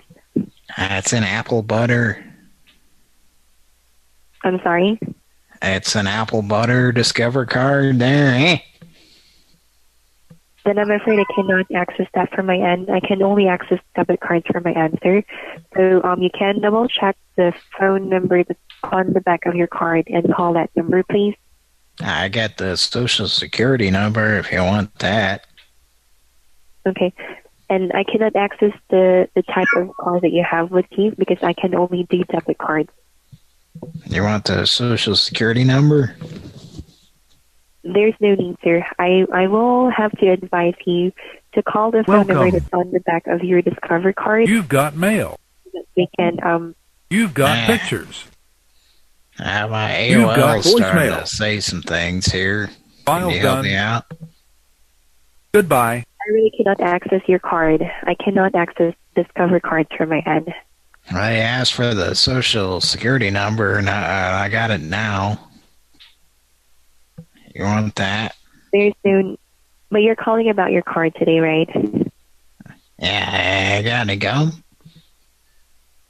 Okay, the thing is I cannot access your card, so you have to call the specific department who can better assist you with your card. Even if I'm... Ken Better doesn't... I won't be able to access your card still. I didn't want to access my card. I just wanted to know if you had any gum.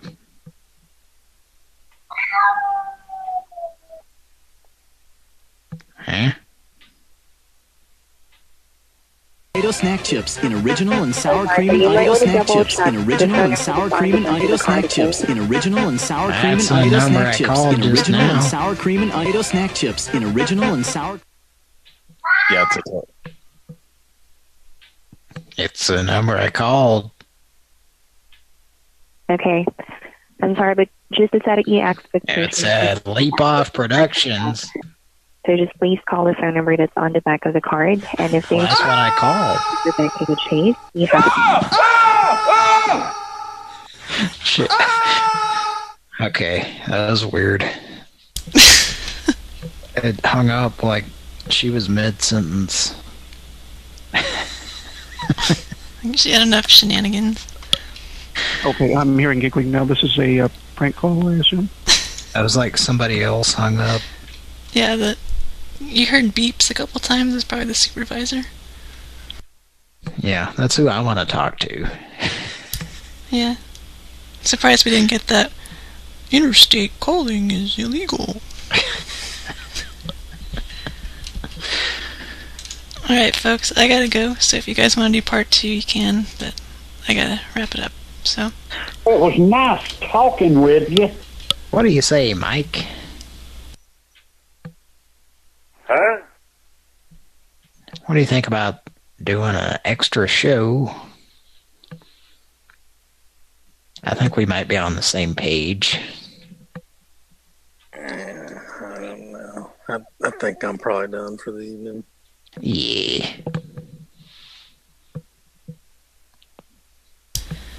Alright, you want to go solo, Cody? Yeah, I just need to get my Fred soundboard loaded up. Yeah. Because I'm going to do about 1,800 calls. I'm just going to do Fred soundboards for the rest of the night. Okay, make sure you don't talk. Bell bunch. Bell bunch. Bell bunch. Bell bunch. Bell bunch. Bell bunch. Bell bunch. Bell bunch. Bell bunch. Bell bunch. Bell bunch. Sounds like he's singing or something. It's the Bell Bunch opera. Yeah, we're gonna do a part 2, or I am. Okay. And I'm only gonna do Fred soundboard. So yeah. Stay tuned, folks. I hope you get your dick really excited, and make sure you have your pre-cum. Make sure it's all juiced up. Alright, it's a good time to wrap the show up now. Make sure you keep your microphone off. Just put it in the closet and put it in your sock drawer, and don't go on the mic. Just all Fred, okay? Oh, yeah. I want to make sure we get thumbs up on this part 2 that's coming up. Yeah. Love you a lot. Want to fancy you. If you like Pran Funkels, then you know what to expect now. See you bye.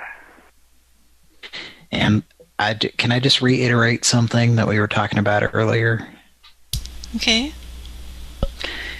I'm just really glad that one of our best individuals that we have called at times, and at some point turned into a soundboard, and it's been a good soundboard. I'm really glad that Mike is responsible for that happening. Angela, that soundboard, thanks, Mike. Yeah, thanks, Mike. You're a real angel for making Angela. Sure. Okay. Pran Funkels, we love you a lot. We didn't get through a lot of calls tonight, but as per usual, it was kind of an unconventional Magnum staring at a forklift episode of Pran Funkels. I had some really long calls, so. Well, somebody got long during a call tonight. Yeah, and then you did texting that guy, too.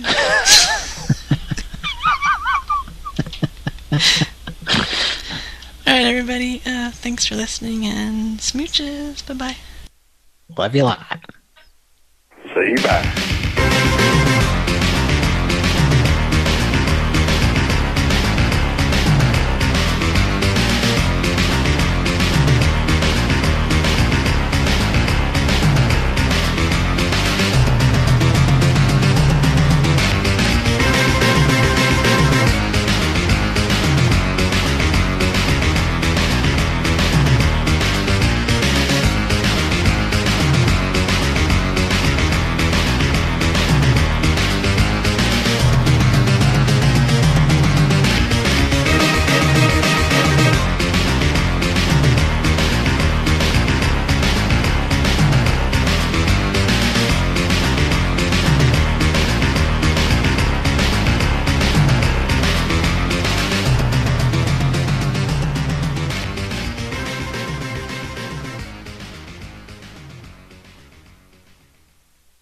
Magnum's in trouble. No hard feelings, right? Bro?